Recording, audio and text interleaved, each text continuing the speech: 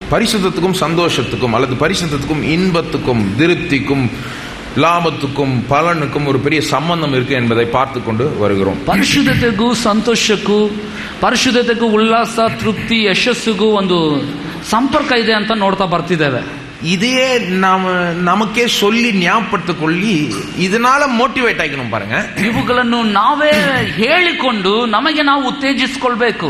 பிசாசானவன் நம்மை பாவம் செய்யறதுக்கு மோட்டிவேட் பண்ண பார்க்கறான். ಸೈತಾನು ನಾವು ಪಾಪ ಮಾಡ್ಲಿಕ್ಕಾಗಿ ನಮ್ಮನ್ನು ಉತ್ತೇಜಿಸ್ತಾನೆ. அந்த நேரத்துல அவனுக்கு மறுபேச்சு நம்ம கொடுக்கணும். ಅಂತ ಸನ್ನಿವೇಶದಲ್ಲಿ ಅವನಿಗೆ ನಾವು ಪ್ರತ್ಯುತ್ತರ ಕೊಡ್ತೇವೆ. அவன் சொல்றான் பாவம் செஞ்சா உனக்கு ஒரு லாபம் கிடைக்கும், உனக்கு ஒரு திருப்தி, ஒரு இன்பம் ஏதோ ஒன்னு கிடைக்கும் அவன் சொல்றான். ಅವನು ಹೇಳ್ತಾನೆ ನೀನ್ ಪಾಪ ಮಾಡಿದ್ರೆ ನಿನಗೊಂದು ಉಲ್ಲಾಸ ದೊರೀತದೆ, ನಿನಗೊಂದು ಏನೋ ಒಂದು ತೃಪ್ತಿ ದೊರೀತದೆ ಅಂತ. நாம சொல்ல வேண்டும் இல்ல இல்ல இதனால எனக்கு ஒரு பெரிய திருப்தி கிடைக்க போறது இல்ல. இன்னும் கேட்டா கடவுளுக்கு பிரியமாய் வாழ்ந்து பரிசுத்தமா வாழ்ந்து அப்படி இருக்கும்போது கடவுள் என்னை திருப்திப்படுத்துவார். ನಾವು ಹೇಳ್ಬೇಕು இல்லಲ್ಲ ಇದನ್ನ ಮಾಡೋದ್ರಿಂದ ನನಗೆ ಉಲ್ಲಾಸನ ತೃಪ್ತಿ ಇಲ್ಲ, ಬದಲಾಗಿ ದೇವರಿಗೆ ಮೆಚ್ಚುಗೆಯಾಗಿ ನಾನು ಪರಿಶುದ್ಧನಾಗಿ ಬದುಕುವಾಗ ನನಗೆ ತೃಪ್ತಿನೂ ಉಲ್ಲಾಸನೂ ನನಗೆ ಉಂಟಾಗ್ತದೆ. ಪರಿಶುದ್ಧமான வாழ்க்கையில தான் நான் ஒரு பெரிய லாபத்தை பார்ப்பேன், அடைவேன். ಪರಿಶುದ್ಧ ಜೀವನದಲ್ಲಿ ನಾನು ಒಂದು ಲಾಭವನ್ನು ಆದಾಯವನ್ನು ಪಡ್ಕೊಳ್ತೇನೆ. ஆகவே நான் அதிலே என் கவனத்தை செலுத்த போகிறேன். ಆದ್ರಿಂದ ಅದರಲ್ಲಿ ನನ್ನ ಗಮನವನ್ನು ಹರಿಸುತ್ತೇನೆ. செல்வோம் உபாகமம் 12ஆம் அதிகாரம். ಬನ್ನಿ ಧರ್ಮೋಪದೇಶ ಕಾಂಡ 12ನೇ ಅಧ್ಯಾಯ. எந்த அளவுக்கு வேதத்துல இந்த போதனை இருக்குன்னு காமிக்க விரும்புறவங்க ಎಷ್ಟರ ಮಟ್ಟಿಗೆ ಸತ್ಯವೇದದಲ್ಲಿ ಇದರ ಒಂದು ಉಪದೇಶ ಇದೆ ಅಂತ ತೋರಿಸ್ತೇನೆ. பாருங்க, இங்க உபாகமம் என்ற புஸ்தகம் மோசே எழுதின புஸ்தகம். ಧರ್ಮೋಪದೇಶ ಕಾಂಡ ಎಂಬಂತ ಪುಸ್ತಕ ಮೋಶೆ ಬರೆದಂತ ಪುಸ್ತಕ. இந்த புஸ்தகத்தினுடைய முக்கியத்துவத்தை முதல்ல சொல்ல விரும்புகிறேன். ಈ ಪುಸ್ತಕದ ಮುಖ್ಯವಾದ ಉದ್ದೇಶವನ್ನು ನಾನು ಹೇಳಲಿಕ್ಕೆ ಬಯಸ್ತೇನೆ. இந்த புஸ்தகம் ரொம்ப முக்கியம். ಈ ಪುಸ್ತಕ ಬಹಳನೇ ಮುಖ್ಯ, ரொம்ப ஸ்பெஷல், ಬಹಳ ವಿಶೇಷವಾದದ್ದು. ஏன்னு பாத்தீங்கன்னா ಯಾಕಂತ ನೋಡಿದ್ರೆ இந்த முழு புஸ்தகமும் மோசேயினுடைய பிரசங்கம். ಈ ಪೂರ್ಣ ಪುಸ್ತಕ ಮೋಶೆಯ ಪ್ರಸಂಗ. அதாவது மோசே வாக்குத்தத்தப்பட்ட தேசத்துக்கு போக போறதில்ல, அதுக்கு முன்னாடி கடைசியா ஒரு பிரசங்கம் பண்ணி முடிக்கிறார். ஜனங்களுக்கு அவருடைய ஆலோசனைகளை தருகிறார். மோಶೆ ವಾಗ್ದಾನ ಮಾಡಲ್ಪಟ್ಟ ದೇಶಕ್ಕೆ ಹೋಗೋದಿಲ್ಲ, ಆದ್ರೆ ಅದಕ್ಕೆ ಮೊದಲು ಒಂದು ದೊಡ್ಡ ಪ್ರಸಂಗ ಮಾಡಿ ಅವರಿಗೆ ಆಲೋಚನೆ ರೀತಿಯಲ್ಲಿ ಹಲವು ಕಾರ್ಯಗಳನ್ನು ಇಲ್ಲಿ ಹೇಳ್ಕೊಡ್ತಾನೆ. இன்னைக்கு நான் பிரசங்கம் பண்ணிட்டு இருக்கேன், ಇವತ್ತು ನಾನು ಪ್ರಸಂಗ ಮಾಡ್ತಿದ್ದೇನೆ. ஆனா உபாகமம் புஸ்தகம் என்பது மோசேயினுடைய பிரசங்கம். ಆದ್ರೆ ಧರ್ಮೋಪದೇಶ ಕಾಂಡ ಅನ್ನೋ ಪುಸ್ತಕ ಮೋಶೆಯ ಪ್ರಸಂಗ. அது மட்டும் இல்ல, ಅದು ಮಾತ್ರ ಅಲ್ಲ, எதை பற்றி பிரசங்கம் பண்ணுகிறார் மோசே? ಯಾವುದರ ಕುರಿತಾಗಿ ಮೋಶೆ ಪ್ರಸಂಗಿಸ್ತಾನೆ? நியாயப்பிரமாணத்தை பற்றி பிரசங்கம் பண்ணுகிறார். ಧರ್ಮಶಾಸ್ತ್ರದ ಕುರಿತಾಗಿ ಪ್ರಸಂಗಿಸ್ತಾನೆ. நியாயப்பிரமாணம் தெரியல உங்களுக்கு? ಧರ್ಮಶಾಸ್ತ್ರ ಅಂದ್ರೆ ಗೊತ್ತಲ್ಲ? அதாவது கடவுள் கொடுத்த அந்த பிரமாணங்கள், கட்டளைகள், பிரமாணங்கள், ದೇವರು ಕೊಟ್ಟಂತ ದಶಾಜ್ಞೆಗಳು, 10 ಆಜ್ಞೆಗಳು, 10 கற்பனை, 10 ಆಜ್ಞೆಗಳು மற்றும் அதோட சேர்ந்து மற்ற காரியங்கள் எல்லாம் கொடுத்தாருல, இதை செய், இதை செய், இதை செய்யாத, அதை செய்யாதன்னு நிறைய கட்டளைகள், பிரமாணங்கள் எல்லாம் கொடுத்தாரு. ಇದನ್ನು ಮಾಡು, ಇದನ್ನು ಮಾಡಬೇಡ, ಅದನ್ನು ಮಾಡು, ಅದನ್ನು ಈ ರೀತಿ ಸೇರ್ಬೇಡ, ಈ ರೀತಿ ಹಲವು ಕಾರ್ಯಗಳು ಕೊಟ್ಟನಲ್ಲ, 10 ಆಜ್ಞೆಗಳು. அந்த கற்பனைகள் எல்லாம் எங்க இருக்கு? ಆ 10 ಆಜ್ಞೆಗಳೆಲ್ಲ ಎಲ್ಲಿವೆ? யாத்திராகமம் புஸ்தகத்துல இருக்கு. ವಿಮೋಚನಾ ಕಾಂಡ ಪುಸ್ತಕದಲ್ಲಿ ಇದೆ. அங்கிருந்து வாசிட்டே வந்தீங்கன்னா லேவியராகமத்திலயும் இருக்கு. ಅಲ್ಲಿಂದ ನೀವು ಓದ್ತಾ ಬಂದ್ರೆ ಅದು ಯಾಜಕ ಕಾಂಡದಲ್ಲೂ ಇದೆ. சிலது எண்ணாகமத்திலயும் கூட இருக்கு. ಕೆಲವೊಂದು ಕಾರ್ಯಗಳು ಅರಣ್ಯ ಕಾಂಡದಲ್ಲೂ ಇದೆ. அந்த கற்பனைகள், கட்டளைகள் எல்லாம் ஏற்கனவே கொடுக்கப்பட்டது. ಈ ಆಜ್ಞೆಗಳು, ಈ ಧರ್ಮಶಾಸ್ತ್ರ ಎಲ್ಲ ಮೊದಲೇ ಕೊಡಲ್ಪಟ್ಟಿತ್ತು. ஒரு மனிதனுக்கு தேவனை பிரியப்படுத்தணும்னு ஒரு விருப்பம் இருந்தா அவன் தலையை சொரிய தேவையில்லை. எப்படி தேவனை பிரியப்படுத்துறது? ಒಬ್ಬ ಮನುಷ್ಯನು ದೇವರನ್ನು ಮೆಚ್ಚಿಸಬೇಕು, ಆತನನ್ನು ಪ್ರಿಯಪಡಿಸಬೇಕಂತ ನೆನೆಸಿದ್ರೆ ಅವನು ತಲೆ ಕೆರಿಬೇಕಾಗಿಲ್ಲ. ದೇವರು ನಾನು ಹೆಂಗ್ ಮೆಚ್ಚಿಸೋದು? ரொம்ப ஈஸியா போய் யாத்திராகமம், லேவியராகமம், எண்ணாகமம் போன்ற புஸ்தகங்களை எடுத்து தேவன் அப்பட்டமா சொல்றார், இதை செய்யாத, இதை செய், இதை செய்யாத, இதை செய் அப்படின்னு ரொம்ப தெளிவா சொல்றாரு பாருங்க. ದೇವರು ಬಂದ್ಬಿಟ್ಟು ಬಹಳ ಸುಲಭವಾದ ರೀತಿಯಲ್ಲಿ ವಿಮೋಚನಾ ಕಾಂಡ, ಯಾಜಕ ಕಾಂಡ, ಅರಣ್ಯ ಕಾಂಡ ಪುಸ್ತಕಗಳು ಹೋದ್ರೆ ಬಹಳ ಸ್ಪಷ್ಟಮಯವಾಗಿ ದೇವರು ಹೇಳಿದ್ದಾನೆ, ಇದನ್ನು ಮಾಡಬೇಡ, ಇದನ್ನು ಮಾಡು, ಇದನ್ನು ಸೇರಬೇಡ, ಇದರಲ್ಲಿ ನೀನು ಸೇರು ಎಂಬಂತ ಕಾರ್ಯಗಳನ್ನು ಬಹಳ ಸ್ಪಷ್ಟವಾಗಿ ಹೇಳಿದ್ದಾನೆ. மோசே மூலமா தான் அந்த பிரமாணங்கள், கட்டளைகளை கொடுத்தார். ಮೋಶೆ ಮುಖಾಂತರವಾಗಿ ಈ ಆಜ್ಞೆಗಳು, ಧರ್ಮಶಾಸ್ತ್ರವನ್ನು ಕೊಟ್ಟ. ಕೊಟ್ಟ.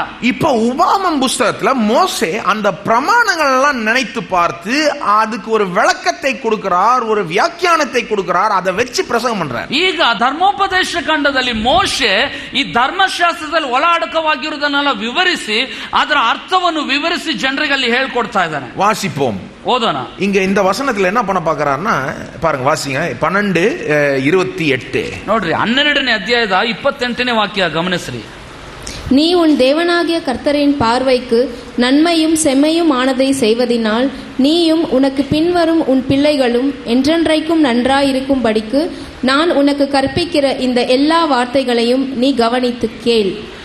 ನಾನು ಬೋಧಿಸುವ ಈ ಎಲ್ಲ ಆಜ್ಞೆಗಳಿಗೆ ನೀವು ಚೆನ್ನಾಗಿ ಕಿವಿಗೊಟ್ಟು ಅವುಗಳನ್ನು ಅನುಸರಿಸಿ ನಿಮ್ಮ ದೇವರಾದ ಯೆಹೋವನಿಗೆ ಒಳ್ಳೆಯದು ಯುಕ್ತವೂ ಆಗಿರುವುದನ್ನು ಮಾಡಿದರೆ ನಿಮಗೂ ನಿಮ್ಮ ಸಂತತಿಯವರಿಗೂ ಸದಾ ಕಾಲ ಶುಭ ಉಂಟಾಗುವುದು. என்ன சொல்றாரு? நான் கற்பிக்கிற வார்த்தைகளை நல்லா கவனித்து கேள். ಏನ್ ಹೇಳ್ತಾನೆ? ನಾನು ಆಜ್ಞಾಪಿಸುವ ಆಜ್ಞೆಗಳನ್ನು ಚೆನ್ನಾಗಿ ಕಿವಿಗೊಟ್ಟು ಕೇಳು. அது மட்டும் இல்ல, நீ உன் தேவனாகிய கர்த்தரின் பார்வைக்கு நன்மையும் செம்மையுமானதாய் செய்வதினால் அவரை கீழ்ப்படிஞ்சு செய் அப்படின்றாரு. ಮಾತ್ರವಲ್ಲ, ನಿಮ್ಮ ದೇವರಾದ ಯೆಹೋವನ ದೃಷ್ಟಿಗೆ ಒಳ್ಳೆಯದು ಯುಕ್ತವೂ ಆಗಿರುವುದನ್ನು ಅದನ್ನು ಮಾಡಿ ಅನುಸರಿಸಿ ಮಾಡುವ சொல்ற வார்த்தையை நல்லா கவனிச்சு கேட்டு அதன்படி செய் அப்படின்றாரு. ನಾನು ಹೇಳೋ ಮಾತನ್ನ ಚೆನ್ನಾಗಿ ಕಿವಿಗೊಟ್ಟು ಕೇಳಿ ಅದರಂತೆ ಮಾಡು ಅಂತ ಹೇಳ್ತಾನೆ. அவர் சொல்ற வார்த்தைகள்லாம் நியாயப்பிரமாணத்தின் வார்த்தைகளை தான் அவர் சொல்றாரு. திரும்ப பாருங்க, ಆತನು ಯಾವ ಮಾತುಗಳೆಲ್ಲ ಧರ್ಮಶಾಸ್ತ್ರದಲ್ಲಿ ಅಡಕವಾಗಿರುವ ಕಾರ್ಯಗಳು ಮತ್ತೆ ಪುನರಾವರ್ತಿ ಹೇಳ್ತಾನೆ. அந்த கட்டளைகள் பிரமாணங்களை எடுத்து விளக்கி அதுல ஒரு பிரசங்கத்தை கொடுக்கிறார். ಆ ಆಜ್ಞೆ ಧರ್ಮಶಾಸ್ತ್ರದಲ್ಲಿ ಇರೋದನ್ನೇ ತೆಗೆದು ಅಲ್ಲಿ ಆಜ್ಞೆಗಳನ್ನು ಕೊಡ್ತಾರೆ. இதெல்லாம் கவனிச்சு கேளுப்பா, இதன்படி கரெக்டா கவனமா செய்ப்பான்றாரு. ಇದು ಚೆನ್ನಾಗಿ ಕಿವಿಗೊಟ್ಟು ಕೇಳಪ್ಪ, ಮಾತ್ರ ಅಲ್ಲ ಅದರಂತೆ ಅನುಸರಿಸಿ ನಡೆಯಪ್ಪ ಅಂತ ಹೇಳ್ತಿದ್ದಾನೆ. அப்புறம் சொல்றாரு, ஏன் நீ இப்படி செய்யணும்? ನಂತರ ಹೇಳ್ತಾನೆ, ಯಾಕೆ ಈ ರೀತಿ ಮಾಡಬೇಕು? நீயும் உனக்கு பின் வரும் உன் பிள்ளைகளும் என்றென்றைக்கும் நன்றாயிருக்கும்படி நீ கவனித்து கேட்டு அதன்படி செய். ನಿಮಗೂ ನಿಮ್ಮ ಸಂತತಿಯವರು ಸದಾಕಾಲ ಶುಭ ಉಂಟಾಗುವಂತೆ ಚೆನ್ನಾಗಿ ಕಿವಿಗೊಟ್ಟು ಅವುಗಳನ್ನು ಅನುಸರಿಸು. எப்படி சொல்றாரு பாருங்க, ಅವ್ರು ಹೇಳ್ತಾನೆ, ஒரு காரணத்தை கொடுக்கிறார். நீ செய்ப்பா, கரெக்டா கேட்டு அதன்படி செய்யின்றாரு. அப்புறம் ஒரு காரணத்தை கொடுக்கிறார், ஏன் நீ செய்யணும். ಒಂದು ಕಾರಣವನ್ನು ಕೊಡ್ತಾನೆ. ಮೊದಲು ಚೆನ್ನಾಗಿ ಕಿವಿಗೊಟ್ಟು ಕೇಳಪ್ಪ, ಅದರಂತೆ ಅನುಸರಿಸು. ಯಾಕೆ ಕಿವಿಗೊಟ್ಟು ಕೇಳಬೇಕಂತ ಒಂದು ಕಾರಣವನ್ನು ಅಲ್ಲಿ ದಯಪಾಲಿಸ್ತಿದ್ದಾನೆ. நம்ம பிள்ளைங்க சில நேரம் நீங்க உங்க பிள்ளைங்கள்ட்ட சொல்லும் போத இதை செய்யாத அப்படின்னு சொல்லும் போத ನೀವು ನಿಮ್ಮ ಮಕ್ಕಳ ಹತ್ರ ಕೆಲವೊಂದ್ಸರಿ ಇದನ್ನ ಮಾಡಬೇಡ ಅಂತ ಹೇಳುವಾಗ್ಲೇ உங்க பிள்ளை கேட்கும், பாத்திருக்கீங்களா? ನಿಮ್ಮ ಮಕ್ಕಳು ಕೇಳ್ತವೆ, அது ஏன் நான் செய்யக்கூடாது, ಅದನ್ನ ಯಾಕೆ ನಾನು ಮಾಡಬಾರ್ದು கேட்பாங்களா? ಕೇಳ್ತಾರ?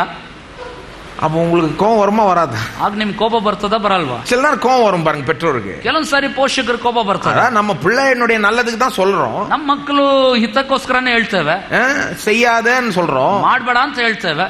வெறும் கீழ்ப்படியாததை விட்டுட்டு ಅದಕ್ಕೆ ವಿಧಿಯರಾಗೋದು ಬಿಟ್ಬಿಟ್ಟು ரொம்ப கேள்வி கேட்பாங்க, ஏன் நான் செய்யக்கூடாது, ಅದ್ರ ಮೇಲೆ ಪ್ರಶ್ನೆ ಬೇರೆ ಕೇಳ್ತಾರೆ, ಯಾಕೆ ನಾನ್ ಮಾಡಬಾರ್ದು, அல்லது நீ இதை செய்யன்னு சொன்னா ஏன் செய்யணும், ಮಾಡು ಅಂತ ಹೇಳಿದ್ರೆ ಇದನ್ನ ಯಾಕೆ ನಾನ್ ಮಾಡ್ಬೇಕು. அப்ப சில நேரம் பெற்றோர்களுக்கு கோபம் வருது, ಕೆಲವೊಂದ್ಸರಿ ಪೋಷಕರ ಕೋಪ ಬರ್ತದೆ. சில நேரம் நம்ம என்ன பண்ணிடுறோம் பெற்றோர்கள், ಕೆಲವೊಂದ್ಸರಿ ಪೋಷಕರಾದ ನಾವೇನ್ ಮಾಡ್ಬಿಡ್ತೇವೆ, அது ஏன் மூடிட்டு நான் சொல்றபடி செய்.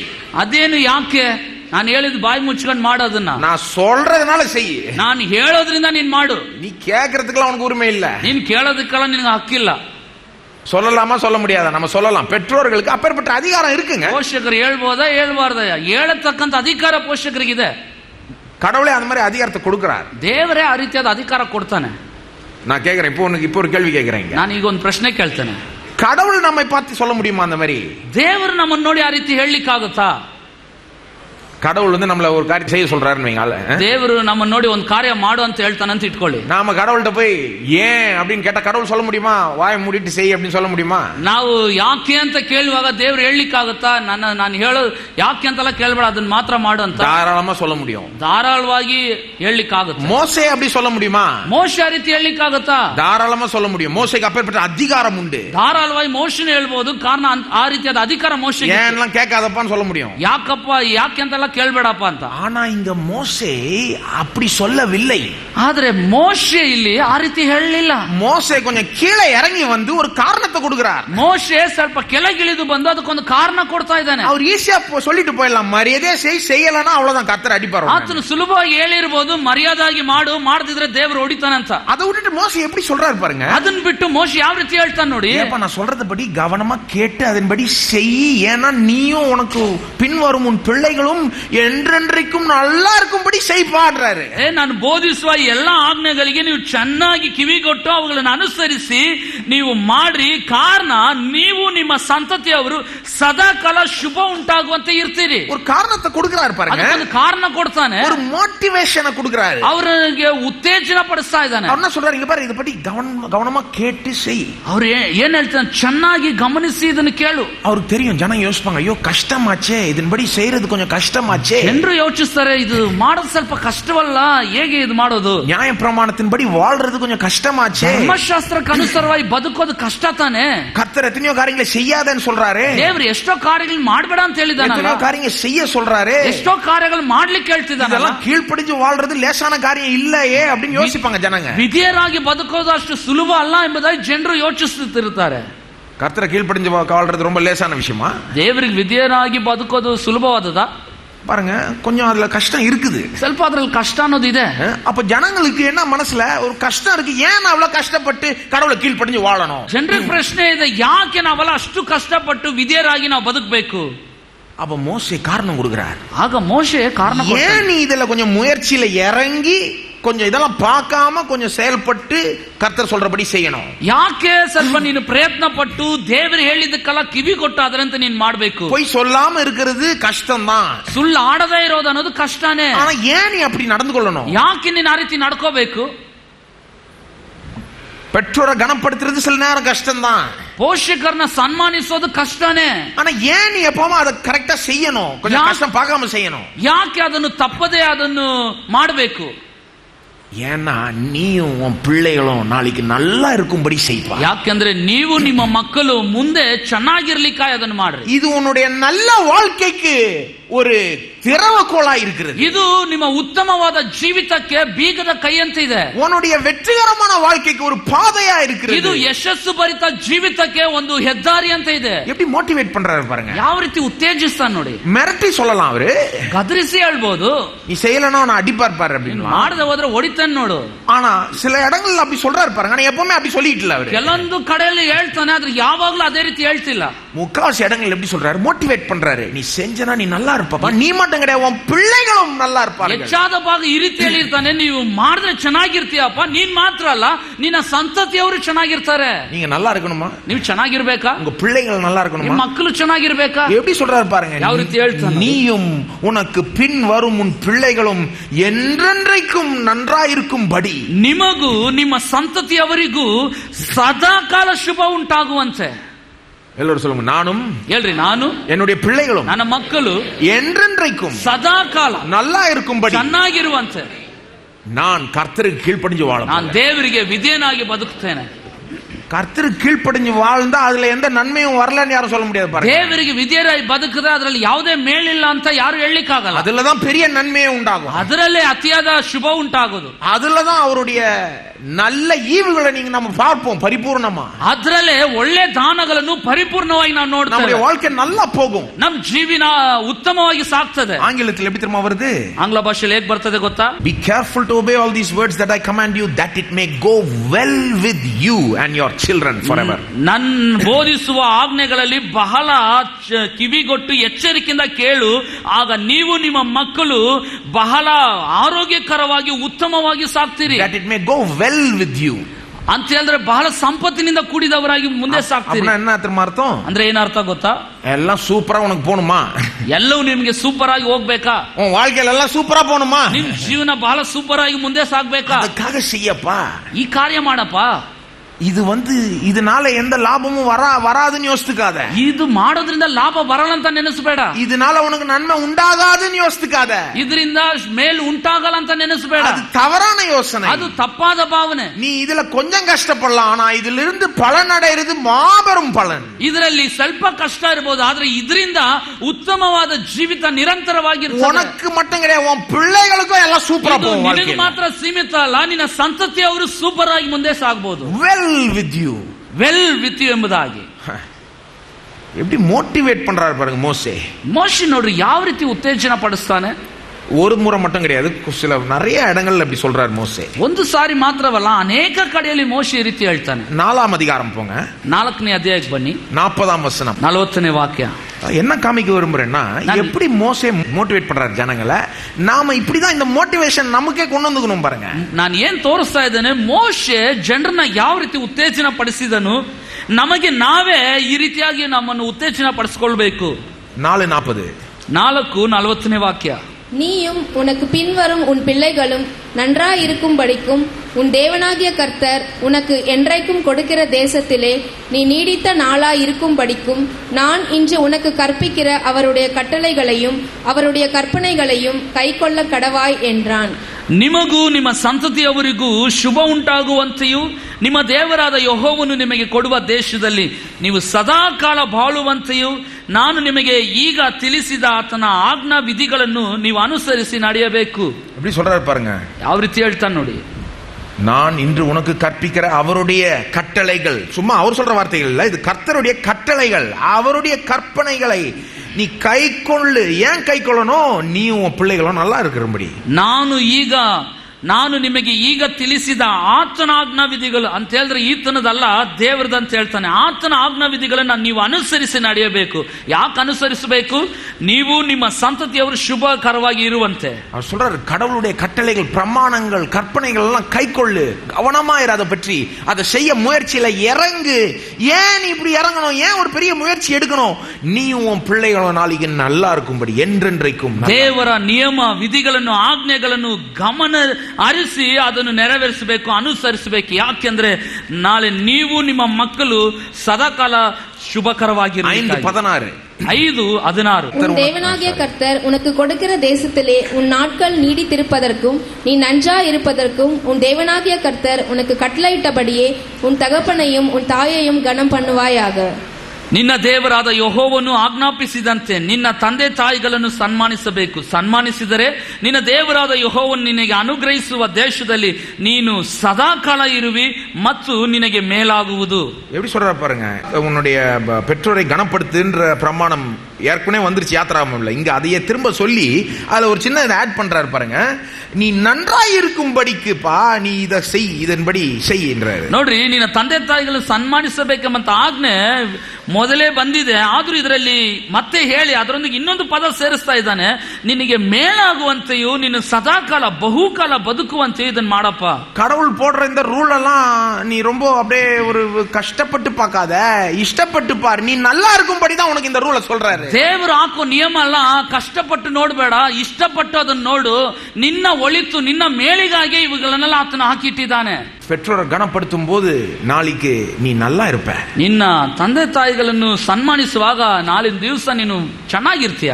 5:33 5:33 நீங்கள் சுதந்தரிக்கும் தேசத்திலே பிழைத்து சுகித்து நீடித்திருக்கும்படி உங்கள் தேவனாகிய கர்த்தர் உங்களுக்கு விதித்த வழிகள் எல்லாவற்றிலும் நடக்க கடவீர்கள். ನೀವು ಸ್ವತಂತ್ರಿಸಿಕೊಳ್ಳುವ ದೇಶದಲ್ಲಿ ಬಹುಕಾಲ ಶುಭವುಳ್ಳವರಾಗಿ ಬದುಕಿಕೊಳ್ಳುವಂತೆ ನಿಮ್ಮ ದೇವರಾದ ಯೆಹೋವನು ಆಜ್ಞಾಪಿಸಿದ ಮಾರ್ಗದಲ್ಲೇ ನಡೆಯಬೇಕು. எப்படி வருது? பிழைத்து சுகித்து நீடித்திருக்கும்படி. ஆறுகள் பாருங்க, சும்மா வாழ்றது கிடையாது. பிழைத்து சுகித்து ನೀಡಿತಿರುಕುಂಬಡಿ ಇದೆல்லாம் செய்கின்ற. ನೋಡ್ರಿ, ಇಲ್ಲಿ ತುಂಬಾ ಒಳ್ಳೆ ಪದಗಳಿದೆ. ಬಹುಕಾಲ ಶುಭವುಳ್ಳವರಾಗಿ ಅಥವಾ ಅನುಭವಿಸುವವರಾಗಿ ಬದುಕಿಕೊಳ್ಳುವಂತೆ. நீங்க சும்மா வாழணும்னு தேவன் விரும்பல, ಸುಮ್ಮನೆ ಬದುಕುವಂತೆ ದೇವರು ಹೇಳ್ತಿಲ್ಲ. ஏதோ அப்படியே சமாளிச்சிட்டு வாழணும்னு விரும்பல, ಏನೋ ಎಲ್ಲ ಸಹಿಸಿಕೊಂಡು ಬದುಕಬೇಕಂತ ಹೇಳ್ತಿಲ್ಲ. நல்லா பிழைக்கணும், சுகமா இருக்கணும், நீடித்திருக்கணும், நிறைவாய் வாழணும் தான் விரும்புகிறார். ನೀವು ಬಹುಕಾಲ ಶುಭವುಳ್ಳವರಾಗಿ ಅಥವಾ ಅನುಭವಿಸುವವರಾಗಿ ಬದುಕಿಕೊಳ್ಳುವವರಾಗಿರ್ಬೇಕಂತ ದೇವರು ಬಯಸ್ತಾ ಇದ್ದಾನೆ. ஆனா இதுக்கு வழி என்ன? ಆದ್ರೆ ಇದಕ್ಕಿರೋ ಮಾರ್ಗ ಏನು? ஒரு முக்கியமான வழி, ஒரு முக்கியமான அம்சம் என்னது? ಒಂದು ಮುಖ್ಯವಾದ ಅಂಶ ಏನು? அவருடைய கட்டளைகளை, பிரமாணங்களை கேட்டு கவனித்து அதன்படி செய்ய வேண்டும். ಆಜ್ಞೆಗಳನ್ನು ನಿಯಮಗಳನ್ನು ಚೆನ್ನಾಗಿ ಕಿವಿಗೊಟ್ಟು ಕೇಳಿ ಅದನ್ನು ಅನುಸರಿಸಿ ನಡೆಯಬೇಕು. எத்தனையோ வசனங்கள் வாசிட்டே போலாம் பாருங்க. இந்த மாதிரி ಎಷ್ಟೋ ವಾಕ್ಯಗಳು ಆ ರೀತಿ ಓದ್ತಾನೆ ಹೋಗ್ಬೋದು. சும்மா ரெஃபரன்ஸ் கொடுத்துட்டு போயிடுறேன், வாசிக்க வேண்டாம். ನಾನು ವಾಕ್ಯಗಳು ಮಾತ್ರ ಕೊಡ್ತೇನೆ, ಓದೋದು ಬೇಡ. 6ஆம் அதிகாரம் 2ஆம் வசனம் 3ஆம் வசனம், 6ನೇ ಅಧ್ಯಾಯದ 2 ಮತ್ತು 3ನೇ ವಾಕ್ಯ, 11ஆம் அதிகாரம் 9ஆம் வசனம், 11ನೇ ಅಧ್ಯಾಯದ 9ನೇ ವಾಕ್ಯ, 12ஆம் அதிகாரம் 25ஆம் வசனம், 12ನೇ ಅಧ್ಯಾಯದ 25ನೇ ವಾಕ್ಯ, 22ஆம் அதிகாரம் 7ஆம் வசனம், 22ನೇ ಅಧ್ಯಾಯದ 7ನೇ ವಾಕ್ಯ. இந்த மாதிரி சொல்லிட்டே போலாம். நான் நோட் பண்ண வசனங்கள் இவ்வளவுதான். ಈ ರೀತಿ ಹೇಳ್ತಾನೆ ಮುಂದುವರಿಬಹುದು. ನಾನು ಇಟ್ಟಿರೋ ವಾಕ್ಯಗಳು ஒரு புஸ்தகத்துல, உபாகமம் புஸ்தகத்துல திரும்ப திரும்ப மோசே மோட்டிவேட் பண்றாரு ஜனங்களை. கரெக்டா இதன்படி செய்ப்பா, ஏன்னா நீ நல்லா இருக்கும்படி, உன் பிள்ளைகள் நல்லா இருக்கும்படி, நீ சக்சஸ்ஃபுல்லா வாழும்படி இதன்படி செய்கின்ற. ಧರ್ಮೋಪದೇಶ ಕಾಂಡದಲ್ಲಿ ಹಲವು ಬಾರಿ ಮೋಶೆ ಹೇಳಿದ್ದಾನೆ, ನೀನು ಇವುಗಳನ್ನು ಕೈಕೊಂಡು ನಡೆಯಪ್ಪ, ನೀನು ಬದುಕಿಕೊಳ್ಳುವಂತೆ, ಬಹುಕಾಲ ಬದುಕುವಂತೆ, ನೀನು ಯಶಸ್ಸು ಭರಿತನಾಗಿರುವಂತೆ ಇವುಗಳನ್ನು ಕೈಕೊಳ್ಳು. எப்படி மோட்டிவேட் பண்றாரு பாருங்க ஜனங்களை. ಜನರನ್ನು ಯಾವ ರೀತಿ ಉತ್ತೇಜನ ಪಡಿಸ್ತಾನೆ ನೋಡಿ. மிரட்டி கிடையாது, ಗದರಿಸಿ ಅಲ್ಲ, நீ நல்லா இருப்பப்பா, ನೀನ್ ಚೆನ್ನಾಗಿರ್ತೀಯಪ್ಪ. வெறும் கடவுள் உன்னை மீட்டு இஸ்ரவேலில் இருந்து மீட்டு கொண்டு வெளியே கொண்டு வந்தார்ல, நீ நன்றி கட்ட ஒரு வாழ்க்கைய வாழாத, நன்றி உள்ள இருதயத்தோடு அவர் கீழ்ப்படின்னு மட்டும் சொல்லிட்டு போல மோசே. ದೇವರು ನಿನ್ನನ್ನು ಬಿಡಿಸಿ ಹೊರ ತಂದನಲ್ಲ, ಆದ್ರಿಂದ ಕೃತಜ್ಞತಾ ಹೀನನಾಗಿರದೆ ಕೃತಜ್ಞತಾ ಉಳ್ಳವನಾಗಿ ಇರು ಎಂಬುದಾಗಿ ಮಾತ್ರ ಹೇಳ್ಬಿಟ್ಟು ಹೋಗ್ಲಿಲ್ಲ மோசே. வந்து வெறும் அவங்கள பார்த்து இங்க பாரு உனக்கு எவ்வளவு செஞ்சிருக்கார் கர்த்தர், நீ அவருக்காக ஏதாவது செய்யின்னு சொல்லல. ಮೋಶೆ ಬರೀ ದೇವ್ರು ನಿನಗೆ ಎಷ್ಟೆಲ್ಲ ಮಾಡ್ದ, ನೀನು ಆತನಿಗೋಸ್ಕರ ಏನಾದ್ರೂ ಮಾಡು ಅಂತ ಅನ್ನೋದು ಮಾತ್ರ ಹೇಳಲಿಲ್ಲ. நீ எகிப்தில் அடிமையா இருந்த உன்னை விடுவித்தாரே, அதற்காகவே நீ அவருக்காக பரிசுத்தமா வாழுன்னு மட்டும் சொல்லிட்டு விடல பாருங்க மோசே. ಐಗುಪ್ತದಲ್ಲಿ ದಾಸನಾಗಿದ್ಯಲ್ಲ, ದೇವ್ರು ಬಿಡುಗಡೆ ಮಾಡ್ದನಲ್ಲ, ಅದಕ್ಕೋಸ್ಕರ ನೀನು ಪರಿಶುದ್ಧನಾಗಿ ಬದುಕು ಅನ್ನೋದು ಮಾತ್ರ ಮೋಶೆ ಅಲ್ಲಿ ಹೇಳಲಿಲ್ಲ. அதுவும் ஒரு காரணம் தான், ಅದು ಒಂದು ಕಾರಣನೇ, ஆனா அதை மட்டும் சொல்லல மோசே. ಆದ್ರೆ ಅದನ್ನು ಮಾತ್ರ ಮೋಶೆ ಹೇಳಲಿಲ್ಲ. எப்படி சொல்றாரு? ಹೇಗೆ ಹೇಳ್ತಾನೆ? நாளைக்கு நீ நல்லா இருக்கும்படி இன்னைக்கு நீ பரிசுத்தமா வாழு. ನಾಳೆ ದಿವಸ ನೀನ್ ಚೆನ್ನಾಗಿರುವಂತೆ ಈ ದಿವಸ ನೀನ್ ಪರಿಶುದ್ಧನಾಗಿರು. வெறும் நேத்து உனக்கு கடவுள் நல்லது செய்ததனால இன்னைக்கு நீ பரிசுத்தமா வாழுன்னு கிடையாது. ನಿನ್ನೆ ದಿವಸ ದೇವ್ರು ನಿನಗೆ ಒಳ್ಳೇದು ಮಾಡಿದಕ್ಕ ಈ ದಿನ ಮಾತ್ರ ಪರಿಶುದ್ಧನಾಗಿರೋದಲ್ಲ. சொல்றாரு பாருங்க, நாளைக்கு நீ சந்தோஷமா வாழணுமா, ನಾಳೆ ದಿವಸ ನೀನ್ ಸಂತೋಷವಾಗಿರ್ಬೇಕಾ, நாளைக்கு நிறைய வெற்றி பார்க்கணுமா, ನಾಳೆ ದಿವಸ ಬಹು ಯಶಸ್ಸು ನೋಡ್ಬೇಕಾ, இன்னைக்கு நீ பரிசுத்தமா வாழு. ಇವತ್ತು ನೀನು ಪರಿಶುದ್ಧನಾಗಿ ಬದುಕು. கடவுளுடைய பிரமாணங்களை எடுத்து வாசி, ದೇವರ ನಿಯಮಗಳನ್ನು ತೆಗೆದು ಓದು. அவருக்கு என்ன பிடிக்கும் என்ன பிடிக்காதுன்னு கொஞ்சம் கத்துக்கொள்ளு. ಆತನಿಗೆ ಯಾವುದು ಇಷ್ಟ ಯಾವುದು ಇಷ್ಟಪಡಲ್ಲ ಅನ್ನೋದು ಕಲಿತುಕೋ. பாருங்க, சில பேர் நியாய பிரமாணத்தை இன்னைக்கு வந்து கிறிஸ்தவத்துல ரொம்ப ஒரு மட்டம் தட்டிடுறாங்க. ಇವತ್ತು ನೋಡ್ರಿ, ಕ್ರೈಸ್ತ ಲೋಕದಲ್ಲಿ ಧರ್ಮಶಾಸ್ತ್ರವನ್ನು ಬಹಳ ಕೆಳಮಟ್ಟವಾಗಿ ಭಾವಿಸಿಬಿಡ್ತಿದ್ದಾರೆ. அதாவது நாம பிரமாணத்தின்படி வாழ்றது இல்ல, கிருபையின்படி வாழ்றோம்னு சொல்லிட்டு நியாய பிரமாணத்தை தூக்கி எறிஞ்சிடலாம், அது தேவையே கிடையாதுன்ற மாதிரி போயிடுறாங்க. ಅಂತ ಹೇಳಿದ್ರೆ ನಾವು ಧರ್ಮಶಾಸ್ತ್ರದಂತೆ ಬದುಕದೆ ಕೃಪೆಯ ಅಡಿಯಲ್ಲಿ ಬದುಕ್ತೇವೆ ಅಂತ ಹೇಳಿ ಧರ್ಮಶಾಸ್ತ್ರ ಕೆಲಸಕ್ಕೆ ಬಾರದಂತೆ ಬಹಳ ಕೆಳಮಟ್ಟವಾಗಿ ಅದನ್ನ ಎತ್ತು ಬಿಸಾಡ್ಬಿಡ್ತಾರೆ. கரெக்ட் பாருங்க, ஒரு விதத்துல பார்க்கும்போது நம்ம நியாய பிரமாணத்தின்படி வாழ்றது இல்ல, கிருபையின்படி தான் வாழுகிறோம். ಒಂದು ವಿಧದಲ್ಲಿ ಅದು ಸರಿನೇ, ನಾವು ಧರ್ಮಶಾಸ್ತ್ರದಂತೆ ಬದುಕ್ತಿಲ್ಲ, ಕೃಪೆಯ ಅಡಿಯಲ್ಲೇ ಬದುಕ್ತಾ ಇರೋದು. நியாய பிரமாணத்தினுடைய பிடியிலிருந்து கூட நாம விடுவிக்கப்பட்டிருக்கிறோம் பவுல் போதிக்கிறார். ಧರ್ಮಶಾಸ್ತ್ರದ ಹಿಡಿತದಿಂದ ನಾವು ಬಿಡಿಸಲ್ಪಟ್ಟಿದ್ದೇವೆ ಅಂತಾನೂ ಪೌಲ್ ಹೇಳ್ತಾನೆ. நானே போதிச்சிருக்கிறேன் கலாத்தியர்ல இருந்து அதை பற்றி எல்லாம். ಗಲಾತ್ಯ ಪತ್ರಿಕೆಯಿಂದ ನಾನೇ ಅದ್ರ ಕುರಿತು ಬೋಧಿಸಿದ್ದೇನೆ, அதெல்லாம் நம்புகிறேன் நானே, ಅದನ್ನೆಲ್ಲ ನಂಬ್ತೇನೆ. ஆனால் அதனால இப்ப நமக்கு கிருபை இருக்கு, இயேசு வந்தாச்சு, அதனால நியாய பிரமாணத்தை தூக்கி எறிஞ்சிட முடியாது. ಆದ್ರೆ ಈಗ ಯೇಸು ಬಂದಾಯ್ತು, ಕೃಪೆ ಉಂಟಾಯ್ತು ಅನ್ನೋ ಕಾರಣಕ್ಕೆ ಧರ್ಮಶಾಸ್ತ್ರ ಎತ್ತು ಬಿಡಕ್ಕಾಗಲ್ಲ. பாருங்க, நியாய பிரமாணத்துக்கு பல நோக்கங்கள் உண்டு. ಧರ್ಮಶಾಸ್ತ್ರಕ್ಕೆ ಹಲವು ಉದ್ದೇಶಗಳಿವೆ. அதுல முதல் நோக்கம் என்னது? ಅದರ ಮೊದಲನೇ ಉದ್ದೇಶ ಏನು? நீங்க இத தானா உங்களால செய்ய முடியாதுன்னு ஒத்துக்கிறதுக்கு உங்களை கொண்டு போகுது. இது ನೀವು ನಿಮ್ಮಿಂದ ಮಾಡ್ಲಿಕ್ಕೆ ಆಗೋದಿಲ್ಲ ಅನ್ನೋದನ್ನ ನೀವೇ ಒಪ್ಪಿಕೊಳ್ಳುವಂತೆ ನಿಮ್ಮನ್ನು ಕೊಂಡೊಯ್ತದೆ. அதாவது நியாய பிரமாணத்தினுடைய முதல் நோக்கம் என்னது? ಅದೇ ಧರ್ಮಶಾಸ್ತ್ರ ಮೊದಲನೇ ಉದ್ದೇಶ ಏನು? முதல் நோக்கம் வந்து உங்களை இயேசுவுக்கு கொண்டு போறதுதான். ಮೊದಲನೇ ಉದ್ದೇಶನೇ ನಿಮ್ಮನ್ನು ಯೇಸು ಬಳಿಗೆ ಕರೆದೊಯ್ಯೋದು. எப்படி இயேசுவுக்கு கொண்டு போகுது நியாய பிரமாணம்? ಹೇಗೂ ಯೇಸು ಹತ್ರ ಕರೆದೊಯ್ತದೆ ಧರ್ಮಶಾಸ್ತ್ರ. நியாய பிரமாணத்தை ஒருத்தன் எடுத்து அதை செய்ய முயற்சியில இறங்குறான், ಧರ್ಮಶಾಸ್ತ್ರವನ್ನು ತೆಗೆದು ಅದನ್ನು ಅನುಸರಿಸಲಿಕ್ಕೆ ಒಬ್ಬನು ಇಳಿತಾನೆ, முயற்சி செய்யறான், ஆனா செய்ய முடியல, ಪ್ರಯತ್ನಿಸ್ತಾನೆ, ಆದ್ರೆ ಅದು ಆಗ್ತಾ ಇಲ್ಲ. 10 கற்பனையை எடுத்து ஒருத்தன் செய்ய ட்ரை பண்றான், 10 ಆಜ್ಞೆಗಳನ್ನು ತೆಗೆದು ನೆರವೇರಿಸಬೇಕಂತ ಮುಂದಾಗ್ತಾನೆ, எவ்வளவு ட்ரை பண்றான் ஆனா முடியல. ಎಷ್ಟೋ ಪ್ರಯತ್ನ ಪಟ್ಟರು ಅದು ಆಗ್ಲಿಲ್ಲ. சில பேர் பாருங்க 90 out of 100 9 out of 10 வாங்கலாம் 10 கற்பனையில. ಕೆಲವೊಬ್ರು 10ಗೆ 9 ಅಂಕ ಪಡ್ಕೊಳ್ತಾರೆ ಈ 10 ಆಜ್ಞೆಗಳಲ್ಲಿ. 90% 90ರಷ್ಟು 90% ನಮ್ಮ ಸ್ಕೂಲ್ எல்லாம் ಕಾಲೇಜ್ எல்லாம் நல்ல ಮಾರ್ಕ್, ಫಸ್ಟ್ ಕ್ಲಾಸ್ ಮಾರ್ಕ್. ನಾವು ಶಾಲೆಯಲ್ಲಿ ಕಾಲೇಜ್ ಎಲ್ಲ 90ರಷ್ಟು ಅನ್ನೋದು ಉತ್ತಮವಾದ ಅಂಕ. நல்ல ಮಾರ್ಕ್ தான 90%. 90ರಷ್ಟು ಅನ್ನೋದು ಉತ್ತಮ ಅಂಕ ತಾನೆ. ஆனா கடவுள்கிட்ட 90% ஒரு மார்க்கே கிடையாது. ಆದ್ರೆ ದೇವರ ದೃಷ್ಟಿಯಲ್ಲಿ 90ರಷ್ಟು ಅನ್ನೋದು ಒಂದು ಅಂಕನೇ ಇಲ್ಲ. அதாவது கடவுள் நம்ம ஏற்றுக்கொள்றாரா இல்லையான்னு பார்க்கும்போது அவர் 90% வச்சு ஏற்றுக்கொள்றது இல்ல. ದೇವರು ನಮ್ಮನ್ನು ಸ್ವೀಕರಿಸಲಿಕ್ಕೆ 90ರಷ್ಟು ನಮ್ಮನ್ನು ಅಂಕ ಪಡ್ಕೊಂಡು ಸ್ವೀಕರಿಸನಂದ್ರೆ ಇಲ್ಲ. ಅದು கடவுள்கிட்ட 2 மார்க் தான் இருக்கு. ದೇವರ ಹತ್ರ 2 ಅಂಕ ಇರೋದು. ஒன்னு 0, இன்னொன்னு 100. ಒಂದು 0, ಇನ್ನೊಂದು 100. 90 வாங்குறவங்க எல்லாம் அடிச்சு 0ன்னு போட்டுருவார் கடவுள். 90 ತೆಗೆದುಕೊಳ್ಳೋರ್ನಲ್ಲ ಅದನ್ನು ಕಡಿದು 0 ಅಂತ ಮಾಡ್ಬಿಡ್ತಾನೆ. எந்த மேட்டர்ல எந்த விஷயத்துல இப்படி போடுவாரு? எப்படி எந்த விஷயத்துல கடவுள் இந்த மாதிரி பாக்குறாரு? ಯಾವ ವಿಷಯದಲ್ಲಿ ದೇವರು ಈ ರೀತಿ ನೋಡ್ತಾನೆ? கடவுளுக்கு முன்பதாக நாம தகுதிப்படுற விஷயத்துல பாருங்க, ದೇವರ ಮುಂದೆ ನಾವು ಯೋಗ್ಯರಾಗುವ ವಿಷಯದಲ್ಲಿ நம்ம யாருமே நான் நியாயப்பிரமாணத்தை கீழ்ப்படுகிறேன் ஆகவே தேவன் என்னை ஏற்றுக்கொள்றாருன்னு அப்படி போக முடியாது. ನಾವು ಯಾರೊಬ್ಬರು ಧರ್ಮಶಾಸ್ತ್ರಕ್ಕೆ ವಿಧೇಯನಾಗ್ತೇನೆ ಆದ್ರಿಂದ ದೇವರನ್ನ ಸ್ವೀಕರಿಸ್ತೇನೆ ಅನ್ನೋ ದೃಷ್ಟಿಯಲ್ಲಿ ಹೋಗ್ಲಿಕ್ಕೆ ಆಗಲ್ಲ. அப்படி போயிட்டா தப்பாயிடும். ಆ ರೀತಿ ಹೋದ್ರೆ ತಪ್ಪಾಗ್ತದೆ. கடவுள் நம்முடைய கீழ்ப்படிதலின் அடிப்படையில் நம்மளை ஏற்றுக்கொள்ளல. ಕಾರಣ ನಮ್ಮ ವಿಧೇಯತ್ವ ಅಡಿಯಲ್ಲಿ ದೇವರು ನಮ್ಮ ಸ್ವೀಕರಿಸಲಿಲ್ಲ, கிருபையா ஏற்றுக்கொள்றாரு. ಕೃಪೆಯಿಂದಾನೇ ನಮ್ಮನ್ನು ಸ್ವೀಕರಿಸಿ கீழ்ப்படியாத நேரத்தில் நம்ம ஏற்றுக்கொள்றாரு. ವಿಧೇಯತ್ವಕ್ಕೆ ಒಳಗಾಗದವರು ಸ್ವೀಕರಿಸ್ತಾನೆ. கிறிஸ்து நமக்காக பாடுபட்டு மரித்து ரத்தம் சிந்தினதனால நம்ம ஏற்றுக்கொள்றாரு. ಕ್ರಿಸ್ತನು ಬಾಧೆ ಹೊಂದಿ ಪ್ರಾಣ ಕೊಟ್ಟದ್ರ ನಿಮಿತ್ತ ನಮ್ಮನ್ನು ಸ್ವೀಕರಿಸಿಕೊಳ್ತಾನೆ. சோ நியாயப்பிரமாணத்தினுடைய முதல் நோக்கம் ஒரு ஆள் 100 out of 100 வாங்க முடியாதுன்னு காமிக்கிறது தான் முதல் நோக்கம். ಧರ್ಮಶಾಸ್ತ್ರದ ಮೊದಲನೇ ಉದ್ದೇಶ ಏನಂದ್ರೆ ಒಬ್ಬ ಮನುಷ್ಯನು 100ಕ್ಕೆ 100ರಷ್ಟು ಅಂಕೆ ಪಡ್ಕೊಳ್ಳಿಕ್ಕೆ ಆಗೋದಿಲ್ಲ ಅನ್ನೋ ತಿಳ್ಕೊಳ್ಳೋದೇ ಅದರ ಉದ್ದೇಶ. 10 கற்பனை செய்ய முயற்சி செஞ்சு 9 செய்யலாம், ஆனா 10வது செய்ய முடியாம போயிடுறான். ಈ 10 ಆಜ್ಞೆಗಳಲ್ಲಿ 9 ನೆರವೇರಿಸಿ 10ನೇದು ಮಾಡ್ಲಿಕ್ಕೆ ಆಗದೆ ಹೋಗ್ಬಿಡ್ತಾನೆ. 10வது என்ன சொல்லுது? 10ನೇದು ಏನು ಹೇಳ್ತದೆ? thou shalt not covet, ಇಚ್ಛೆಯಾದಿರುಪಾಯಾಗ. ಆತನು ಹೇಳ್ತಾನೆ ನೀನು ಇಚ್ಛಿಸಬೇಡ ಅಥವಾ ಆಶಿಸಬೇಡ. அது என்ன செய்யாதன்றது பற்றி இல்ல, நீ என்ன யோசிக்கிறன்றது பற்றி இருக்கு. ಏನ್ ಮಾಡ್ತೀಯಾ ಮಾಡೋದಿಲ್ಲ ಅನ್ನೋದ್ರ ಕುರಿತಾಗಿ ಅಲ್ಲ, ಬದಲಾಗಿ ನೀನು ಏನ್ ಯೋಚಿಸ್ತೀಯ ಅನ್ನೋದ್ರ ಕುರಿತಾಗಿದೆ. யோசனையிலே பாவம் செஞ்சிட்டா பாவம், அது ಯೋಚನೆಯಲ್ಲೇ ಪಾಪ ಮಾಡ್ಬಿಟ್ರೆ ಅದು ಪಾಪನೇ. யாரும் இப்பேற்பட்ட ஒரு பரிசுத்தமான வாழ்க்கையை வாழ்றது ரொம்ப கஷ்டம். ನೋಡ್ರಿ, ಈ ರೀತಿಯಾದ ಒಂದು ಪರಿಶುದ್ಧ ಜೀವಿತ ಜೀವಿಸೋದು ಬಹಳ ಕಷ್ಟ. எல்லாருடைய யோசனைகளிலும் பாவம் இருக்கு, ಎಲ್ಲರ ಯೋಚನೆಯಲ್ಲಿಯೂ ಆ ಪಾಪ ಇದೆ. அப்போ ஒருத்தன் அதை உணரும் போது என்ன பண்றான்? ஐயோ ஆண்டவரே, உங்களுடைய கற்பனை என்னால செய்ய முடியலேன்னு கதறி ஓடுகிற ஆண்டவர்கிட்ட அப்ப ஆண்டவர் என்ன சொல்றாரு? நீ இயேசுவை நம்பு. இயேசு மூலமாய் அவருடைய பாடு, அவருடைய மரணத்தின் மூலமா, அவருடைய ரத்தத்தின் மூலமா உன்னை ஏற்றுக்கொள்கிறேன் அப்படின்றாரு. ಆ ಅರುಹು ಅವನೊಳಗೆ ಬರುವಾಗ ಅವನು ದೇವರ ಬಳಿ ಓಡ್ತಾನೆ. ಸ್ವಾಮಿ, ನನ್ನಿಂದ ಇದು ಮಾಡ್ಲಿಕ್ಕೆ ಆಗ್ಲಿಲ್ಲ, ನೆರವೇರಿಸಲಿಕ್ಕೆ ಆಗ್ತಿಲ್ಲ ಅಂತ ಹೇಳುವಾಗ ದೇವರೇನು ಹೇಳ್ತಾನೆ? ನೀನು ಯೇಸು ಬಳಿಗೆ ಹೋಗು. ಆತನ ಬಾಧೆ, ಆತನ ಒಂದು ಗಾಯ, ಆತನ ಪ್ರಾಣ ಕೊಟ್ಟದ್ರಿಂದ ನೀನು ಸ್ವೀಕರಿಸಲ್ಪಡ್ತೀಯ. நியாய பிரமாணத்தினுடைய முதல் நோக்கம் என்னது? ಧರ್ಮಶಾಸ್ತ್ರದ ಮೊದಲನೇ ಉದ್ದೇಶ ಏನು? நம்மளால அந்த பிரமாணங்களை கை கொள்ள முடியாது, பர்ஃபெக்ட்டா கை கொள்ள முடியாதுன்னு உணரணும். இயேசு அண்டை ஓடணும், அவரை நம்பணும், அவர் மூலமாய் கடவுளுக்கு போகும். ಧರ್ಮಶಾಸ್ತ್ರನ ಕೈಕೊಳ್ಳಿಕ್ಕೆ ಆಗೋದಿಲ್ಲ, ಪೂರ್ಣವಾಗಿ ವಿಧೇಯಲಾಗ್ಲಿಕ್ಕೆ ಆಗಲಿಲ್ಲ. ಆದ್ರಿಂದ ನಾವು ಯೇಸು ಬಳಿಗೆ ಓಡಬೇಕು, ಆತನನ್ನು ನಂಬಬೇಕು, ಅದರ ಮುಖಾಂತರ ನಾವು ಸ್ವೀಕರಿಸಲ್ಪಡಬೇಕು. ಕರೆಕ್ಟ್, ಸರಿ. ஆனா அதுக்கப்புறம் என்ன பண்றது? ಅದಕ್ಕೆ ನಂತರ ಏನ್ ಮಾಡಬೇಕು? ಯೇಸು கிட்ட வந்துட்டீங்கன்னு வெச்சுக்கோங்க. ಯೇಸು ಬಳಿಗೆ ನೀವು ಬಂದ್ಬಿಟ್ರಿ, ಯೇசுவை நம்பிட்டீங்கன்னு வெச்சுக்கோங்க. ಯೇಸುವನ್ನು ನಂಬಿಟ್ರಿ, விசுவாசி ஆயிட்டீங்க. ವಿಶ್ವಾಸಿ ಆಗ್ಬಿಟ್ರಿ. நீங்க எப்படி ஆனீங்க?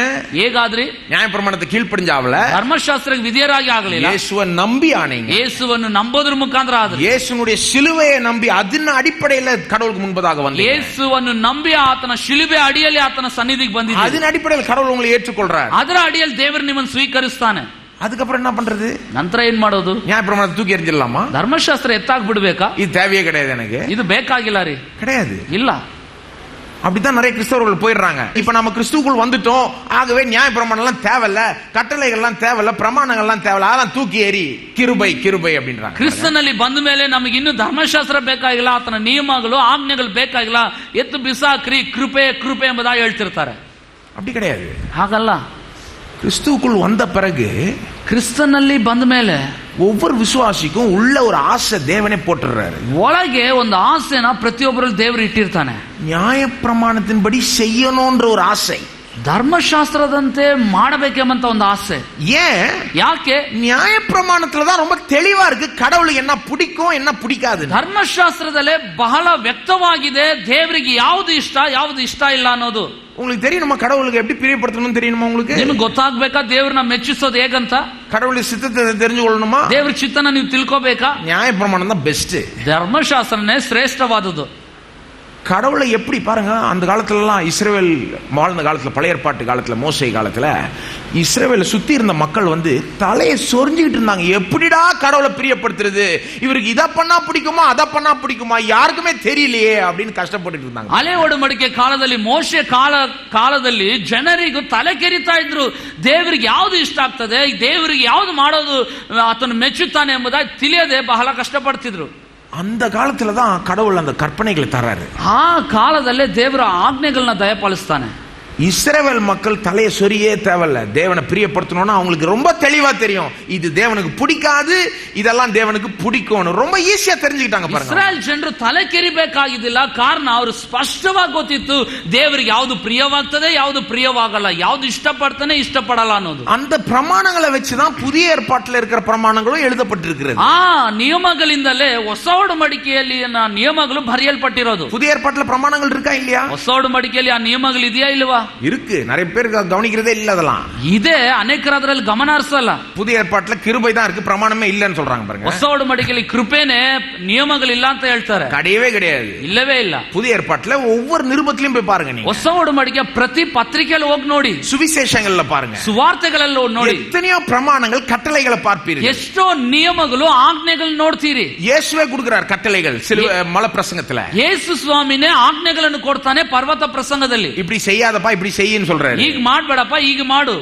பவுல் சொல்லுகிறார், ಪೌಲನ್ ಹೇಳ್ತಾನೆ. ரோமர் புஸ்தகத்தை வாசித்து போனீங்கன்னா, ರೋಮ ಪತ್ರಿಕೆ ಓದ್ತಾ ಬಂದ್ರೆ 12ஆம் அதிகாரத்திலிருந்து 15ஆம் அதிகாரம் வரைக்கும் அட்வைஸ் கொடுக்கிறார் பவுல், இப்படி எல்லாம் செய்யாத, இப்படி செய் அப்படின்னு. 12ನೇ ಅಧ್ಯಾಯದಿಂದ 15ನೇ ಅಧ್ಯಾಯವರೆಗೂ ಓದಿದ್ರೆ ಹೀಗೆ ಮಾಡಬೇಡ, ಹೀಗೆ ಮಾಡು ಎಂಬುದಾಗೆಲ್ಲ ಹೇಳ್ತಾ ಇರ್ತಾನೆ. 1 ಕೊರಿಂಥಿಯர் வாசித்து பாருங்க, அதுல கட்டளைகள் எல்லாம் கொடுக்கிறார் பாருங்க, எப்படி நடந்துக்கணும், எப்படி நடந்து கொள்ள கூடாதுன்னு. 1 ಕೊರಿಂಥ 2 ಕೊರಿಂಥ ಎಲ್ಲ ಓದಿದ್ರೆ ಹೇಗೆ ನಡ್ಕೋಬೇಕು, ಹೇಗೆ ನಡ್ಕೋಬಾರ್ದು ಎಂಬಂತ ಆಜ್ಞೆ ವಿಧಿಗಳೆಲ್ಲ ಕೊಡ್ತಾನೆ. கலாத்தியர் புஸ்தகத்திலே கிருபையை பற்றி பேசிட்டு எப்படி நம்ம பிரமாணத்தின் மூலமா ஆசீர்வாதத்தை பெற்றுக்கொள்ளல, பிரமாணத்தின் மூலமா கடவுளுக்கு முன்பதாக தகுதிப்படலன்னு சொல்லிட்டு 5ஆம் அதிகாரத்துல தொடங்கி நியாய பிரமாணம் இருக்கிற பிரமாணங்கள்லாம் கொஞ்சம் திரும்ப ஞாபகப்படுத்துகிறாரு. அன்பு செலுத்து, மற்றவனை மன்னி, அன்பு காட்டுன்னு சொல்றாரு. ಗಲಾತ್ಯ ಪತ್ರಿಕೆಯಲ್ಲಿ ಕೃಪೆಯಿಂದ ನಾವು ಹೇಗೆ ಆಶೀರ್ವದಿಸಲ್ಪಡ್ತೇವೆ, ಧರ್ಮಶಾಸ್ತ್ರದಿಂದ ಅಲ್ಲ ನಾವು ಸ್ವೀಕರಿಸಲ್ಪಟ್ಟದಂತೆಲ್ಲ ಮಾತಾಡಿ 5ನೇ ಅಧ್ಯಾಯದಲ್ಲಿ ಅಲ್ಲಿ ಮಾತಾಡ್ತಿದ್ದಾನೆ, ನೀನು ಇತರನ ಪ್ರೀತಿಸು, ಇದನ್ನು ಮಾಡು, ಹೀಗೆ ಮಾಡು ಎಂಬುದನ್ನೆಲ್ಲ ವಿವರಿಸ್ತಾನೆ. பாவம் செய்யாத,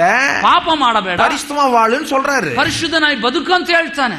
நீங்க ஒவ்வொரு புத்தகத்திலையும் பாருங்க, புதிய ஏற்பாடா இருந்தாலும் பழைய ஏற்பாடா இருந்தாலும் கற்பனைகள் கட்டளைகள் இருக்குது. தேவன் அதை முக்கியமா பார்க்கிறார், நமக்கு அட்வைஸ் கொடுக்கிறார், இப்படி எல்லாம் நடந்துக்கப்பா, இப்படி எல்லாம் நடந்துக்காதன்னு சொல்றாரு. ಹಳೆ ಒಡಂಬಡಿಕೆ ಆಗಲಿ ಹೊಸ ಒಡಂಬಡಿಕೆ ಆಗಲಿ ಆಜ್ಞೆಗಳಿವೆ, ದೇವರಲ್ಲಿ ನಮಗೆ ಆಜ್ಞಾಪಿಸ್ತಾನೆ, ಇದೆಲ್ಲ ಮಾಡಬೇಡಪ್ಪ, ಇದನ್ನು ಮಾಡು, ಈಗೆಲ್ಲ ನೀನು ಅನುಸರಿಸಬೇಡ, ಇವುಗಳನ್ನ ನೆರವೇರಿಸು ಅಂತ. ஏன்? ಯಾಕೆ? நாம நல்லா இருக்கும்படிக்கு. ನಾವು ಚೆನ್ನಾಗಿರುವಂತೆ. கடவுள் நம்ம நல்லா இருக்கணும்னா பரிசுத்தத்தோட அதை கனெக்ட் பண்ணி விட்டாரு பாருங்க. ನಾವು ಚೆನ್ನಾಗಿರ್ಬೇಕಂತ ಹೇಳಿದ್ರೆ ದೇವರು ಪರಿಶುದ್ಧತೆಯೊಂದಿಗೆ ಇವುಗಳನ್ನೆಲ್ಲ ಜೋಡಿಸಿದಾನೆ. கிருபையோடையும் கனெக்டடா இருக்கு, ಕೃಪೆಯೊಂದಿಗೂ ಜೋಡಿಸಲ್ಪಟ್ಟಿದೆ, அதே நேரத்துல பரிசுத்தத்தோடையும் கனெக்டடா இருக்கு. ಅದೇ ರೀತಿ ಪರಿಶುದ್ಧತೆಯಲ್ಲಿ ಜೋಡಿಸಲ್ಪಟ್ಟಿದೆ. எனக்கு ரொம்ப இதுக்குள்ள போறதுக்கு நேரம் இல்ல, ನನಗೆ ಅಧಿಕವಾಗಿ ಆಳವಾಗಿ ಹೋಗ್ಲಿಕ್ಕೆ ಸಮಯ ಇಲ್ಲ. நம்ம ஒரு தப்பான கருத்தோட வாழ முடியாது. ಆದ್ರೆ ನಾವು ಒಂದು ತಪ್ಪಾದ ಅಭಿಪ್ರಾಯದಲ್ಲಿ ಬದುಕಲಿಕ್ಕೆ ಆಗಲ್ಲ. நான் இப்ப கிருபையினால வாழ்றேன், ஆகவே இந்த பிரமாணம் இதெல்லாம் வேண்டாம், எல்லாம் தூக்கி எறிஞ்சிடலாம். ನಾನು ಕೃಪೆಯಲ್ಲಿ ಬದುಕ್ತಿದ್ದೇನೆ, ಆದ್ರಿಂದ ಈ ಧರ್ಮಶಾಸ್ತ್ರ ನಿಯಮ ಎಲ್ಲ ಬೇಕಾಗಿಲ್ಲ ಅಂತ கிடையாது. ಇಲ್ಲ. ஒரு மனுஷன் உண்மையிலே கிருபையினால வாழ்றானா அவனுக்கு கடவுளை பிரியப்படுத்தணும்னு ஒரு ஆசை உள்ள இருக்கும். ಒಬ್ಬ ಮನುಷ್ಯ ನಿಜವಾಗ್ಲೂ ಕೃಪೆಯಲ್ಲಿ ಬದುಕ್ತಾ ಇದ್ದಾನೆ ಅಂತ ಹೇಳಿದ್ರೆ ಅವನೊಳಗೆ ಒಂದು ದೊಡ್ಡ ಆಸೆ, ನಾನು ದೇವರನ್ನ ಮೆಚ್ಚಿಸಬೇಕಂತ. பழைய ஏற்பாட்டு ஆளுகளுக்கும் புதிய ஏற்பாட்டு ஆளுகளுக்கும் என்ன வித்தியாசம்? பழைய ஏற்பாட்டு விசுவாசிக்கும் புதிய ஏற்பாட்டு விசுவாசிக்கும் என்ன வித்தியாசம்? ಹಳೆ ಒಡಂಬಡಿಕೆ ಅವರಿಗೂ ಹೊಸ ಒಡಂಬಡಿಕೆ ಅವರಿಗೂ, ಹಳೆ ಒಡಂಬಡಿಕೆ ವಿಶ್ವಾಸಿಗೂ ಹೊಸ ಒಡಂಬಡಿಕೆ ವಿಶ್ವಾಸಿಗೂ ಏನ್ ವ್ಯತ್ಯಾಸ? பழைய ஏற்பாட்டுல அந்த பிரமாணத்தை ஒரு கஷ்டப்பட்டு செஞ்சாங்க. ಹಳೆ ಒಡಂಬಡಿಕೆಯಲ್ಲಿ ಆ ಧರ್ಮಶಾಸ್ತ್ರನ ಬಹಳ ಕಷ್ಟಪಟ್ಟು ಮಾಡ್ಲಿಕ್ಕೆ ಮುಂದಾದ್ರು. புதிய ஏற்பாட்டுல நாம ಇಷ್ಟಪಟ್ಟು செய்யும்படி கடவுள் நம்மை மாத்திட்டார். ಹೊಸ ಒಡಂಬಡಿಕೆಯಲ್ಲಿ ನಾವು ಅದನ್ನು ಇಷ್ಟಪಟ್ಟು ಮಾಡುವಂತೆ ದೇವರು ಪರಿವರ್ತಿಸಿದ. ஆசைப்பட்டு செய்யணும், ಆಸೆ ಪಟ್ಟು ಮಾಡಬೇಕು. கடவுளை பிரியப்படுத்தணும்னு ஒரு ஆசை இருக்கு நமக்குள்ள. ದೇವರನ್ನು ಮೆಚ್ಚಿಸಬೇಕಂತ ಒಂದು ಆಸೆ ಒಳಗಿದೆ. ஆசை இருக்கா உங்களுக்கு? ಆಸೆ ಇದೆಯಾ ನಿಮಗೆ? கடவுளை பிரியப்படுத்தணும், ದೇವರನ್ನು ಮೆಚ್ಚಿಸಬೇಕು. அவருக்கு பிடிக்காததை செய்யக்கூடாதுன்னு ஒரு ஆசை இருக்கா? ಆತನಿಗೆ ಇಷ್ಟವಿಲ್ಲದ್ದು ಮಾಡಬಾರ್ದು ಅಂತ ಆಸೆ ಇದೆಯಾ? அவருக்கு பிடிக்கிறத நீங்க செய்யணும்னு ஒரு விருப்பம் இருக்கா உங்களுக்கு? ಆತನ ಬಯಸನ್ನ ಮಾಡಬೇಕೆಂಬ ಒಂದು ಆಸೆ ಇದೆಯಾ? அந்த விருப்பம் வந்து கிருபையால் நமக்கு தரார் தேவன். ಆ ಬಯಕೆ ಆಸೆನ ದೇವರು ಕೃಪೆಯಿಂದ ನಮಗೆ ದಯಪಾಲಿಸ್ತಾನೆ. அந்த விருப்பத்தை எப்படி நிறைவேற்ற போகிறீர்கள்? ಆ ಬಯಕೆಯನ್ನು ನೀವು ಹೇಗೆ ನೆರವೇರಿಸ್ತೀರಿ? திரும்ப பிரமாணத்தான் போய் வாசிக்கணும், ಮತ್ತೆ ಧರ್ಮಶಾಸ್ತ್ರದಲ್ಲೇ ಹೋಗಿ ಓದಬೇಕು, திரும்ப அந்த கட்டளைகளை தான் போய் எடுத்து பார்க்கணும், ಮತ್ತೆ ಆಜ್ಞೆಗಳನ್ನೇ ತೆಗೆದು ನೋಡಬೇಕು. ஒண்ணும் தூக்கி எறிஞ்சிட முடியாது. ನಾವು ಅದನ್ನ ತೆಗೆದುಹಾಕ್ಲಿಕ್ಕೆ ಆಗಲ್ಲ. எப்படி நமக்கு தெரியும் கடவுளுக்கு என்ன பிடிக்கும் என்ன பிடிக்காதுன்னு? ಹೇಗೆ ನಿಮಗೆ ತಿಳಿದು ಬರ್ತದೆ ದೇವರಿಗೆ ಯಾವ್ದು ಇಷ್ಟ ಯಾವ್ದು ಇಷ್ಟ ಇಲ್ಲ? நீங்க தலையை சொரிய தேவையில்ல, ನೀವು ತಲೆ ಕೆರಿಬೇಕಾಗಿಲ್ಲ. ஒரு தீர்க்கதரிசிட்ட போய் கடவுளுடைய சித்தத்தை சொல்லுன்னு சொல்ல ಒಬ್ಬ தேவையில்ல. ಪ್ರವಾದಿ ಹತ್ರ ಹೋಗಿ ದೇವರಿಗೆ ಮೆಚ್ಚುಗೆ ಯಾವ್ದಂತ ಹೇಳ್ರಿ ಅಂತ ಕೇಳ್ಬೇಕಾಗಿಲ್ಲ. வேதத்துக்கு போங்க, ವಾಕ್ಯಕ್ಕೆ ಹೋಗ್ರಿ. வேதம் ஃபுல்லா கடவுள் சொல்றாரு எனக்கு இதெல்லாம் பிடிக்காது, எனக்கு இது பிடிக்கும். ಸತ್ಯವೇದ ತುಂಬಾ ದೇವ್ರು ಹೇಳಿದ್ದಾನೆ ನನಗೆ ಇದೆಲ್ಲ ಇಷ್ಟ ಇದೆಲ್ಲ ಇಷ್ಟ ಇಲ್ಲ ಅಂತ. தேவனுடைய ராஜ்யத்தையும் அதனுடைய நீதியும் முதலாவது தேடுறது தான் எனக்கு பிடிக்கும். ದೇವರ ರಾಜ್ಯವನ್ನು ಆತನ ನೀತಿಗಾಗಿ ತವಕ ಪಡೋದೇ ನನಗೆ ಮೊದಲನೇದಾಗಿ ಇಷ್ಟ. பெற்றோரை கனம் படுத்துறது தான் எனக்கு பிடிக்கும். ತಂದೆ ತಾಯಿಗಳನ್ನು ಸನ್ಮಾನಿಸೋದೇ ನನಗೆ ಇಷ್ಟ. பொய் சொல்றது எனக்கு பிடிக்காது. ಸುಳ್ಳಾಡೋದು ನನಗೆ ಇಷ್ಟವಿಲ್ಲ. மற்றவங்களை பத்தி மோசமா காசிப் பேசுறது எனக்கு பிடிக்காது. ಇತರರ ಕುರಿತ ಬಿಟ್ಟಿ ಮಾತು ಬೇಡದ ಮಾತಾಡೋದು ನನಗೆ ಇಷ್ಟವಿಲ್ಲ. ஒருத்தன் உனக்கு விரோதமா ஏதோ செஞ்சானா நீ அவனை மன்னிக்கணும், அதுதான் எனக்கு பிடிக்கும். ನಿನಗೆ ವಿರೋಧವಾಗಿ ಯಾರಾದ್ರೂ ಏನಾದ್ರೂ ಮಾಡಿದ್ರೆ ಅವರನ್ನು ನೀನು ಮನ್ನಿಸಬೇಕು, ಅದೇ ನನಗೆ ಇಷ್ಟ. ஏனென்றால் நானே உன்னை மன்னிச்சேன், எனக்கு விரோதமா இருந்தவனை மன்னிச்சேன். ಕಾರಣ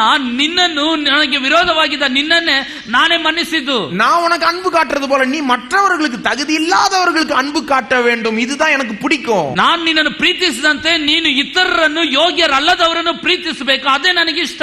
ஏழை ஜனங்களுக்கு நீ ஹெல்ப் பண்ணணும், இதுதான் எனக்கு பிடிக்கும். ಬಡವರಿಗೆ ನೀನು ಸಹಾಯ ಮಾಡಬೇಕು, ಅದೇ ನನ್ನ ಇಷ್ಟ. அனாதையை நீ கவனிச்சு அவனை உயர்த்த வேண்டும், அதுதான் எனக்கு பிடிக்கும். ಅನಾಥ ಮಕ್ಕಳನ್ನು ಆರೈಕೆ ಮಾಡಿ ಅವರನ್ನು ಉನ್ನತಿಗೆ ತರಬೇಕು, ಅದೇ ನನ್ನ ಇಷ್ಟ. விதவைக்கு நீ ஒரு ஹெல்ப்பா இருக்கணும், இது எனக்கு பிடிக்கும். ವಿಧವೆಯವರಿಗೆ ನೀನು ಅವರನ್ನು ಪರಾಮರಿಸಬೇಕು, ಅದೇ ನನ್ನ ಇಷ್ಟ. இவர்களை நீ சட்ட பண்ணாம வாழ்றது எனக்கு பிடிக்காது. ಇವರನ್ನು ನೀನು ಗಮನ ಹರಿಸದೆ ಬದುಕೋದು ನನಗೆ ಇಷ್ಟವಿಲ್ಲ.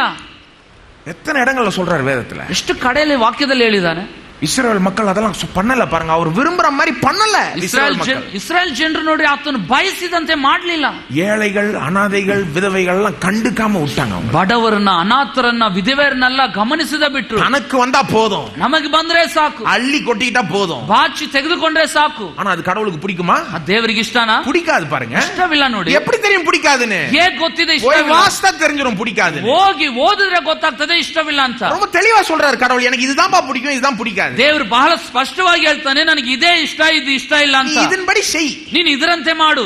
ஏன் செய்யணும்? ಯಾಕೆ ಮಾಡಬೇಕು? நீ நல்லா இருக்கும்படி, ನೀನ್ ಚೆನ್ನಾಗಿರುವಂತೆ. வெறும் இது நல்லதுனால நீ செய்யாத, இது உனக்கு நல்லது, இது உனக்கு நல்லதை தரும், நல்லதை கொண்டு வரும், உனக்கு ஒரு நல்ல வாழ்க்கை அமைக்க செய்யும், அதனால செய்ப்பா, நாளைக்கு நீ நல்லா இருப்ப, அதனால செய். ಇದು ಒಳ್ಳೇದನ್ನೋ ಕಾರಣಕ್ಕೆ ಮಾಡಬೇಡ. ಇದು ಮಾಡೋದ್ರಿಂದ ನಿನಗೆ ಒಳ್ಳೇದು ಉಂಟಾಗ್ತದೆ, ನಿನಗೆ ಮಾತ್ರವಲ್ಲ ನಿನ್ನ ಸಂತತಿಯವರಿಗೂ ಮೇಲೆ ಉಂಟಾಗ್ತದೆ. ನಿನಗೆ ಸದಾ ಕಾಲವೂ ಇದು ಒಳ್ಳೇದು ಉಂಟಾಗೋದ್ರಿಂದ ಇದನ್ನ ಮಾಡಪ್ಪ.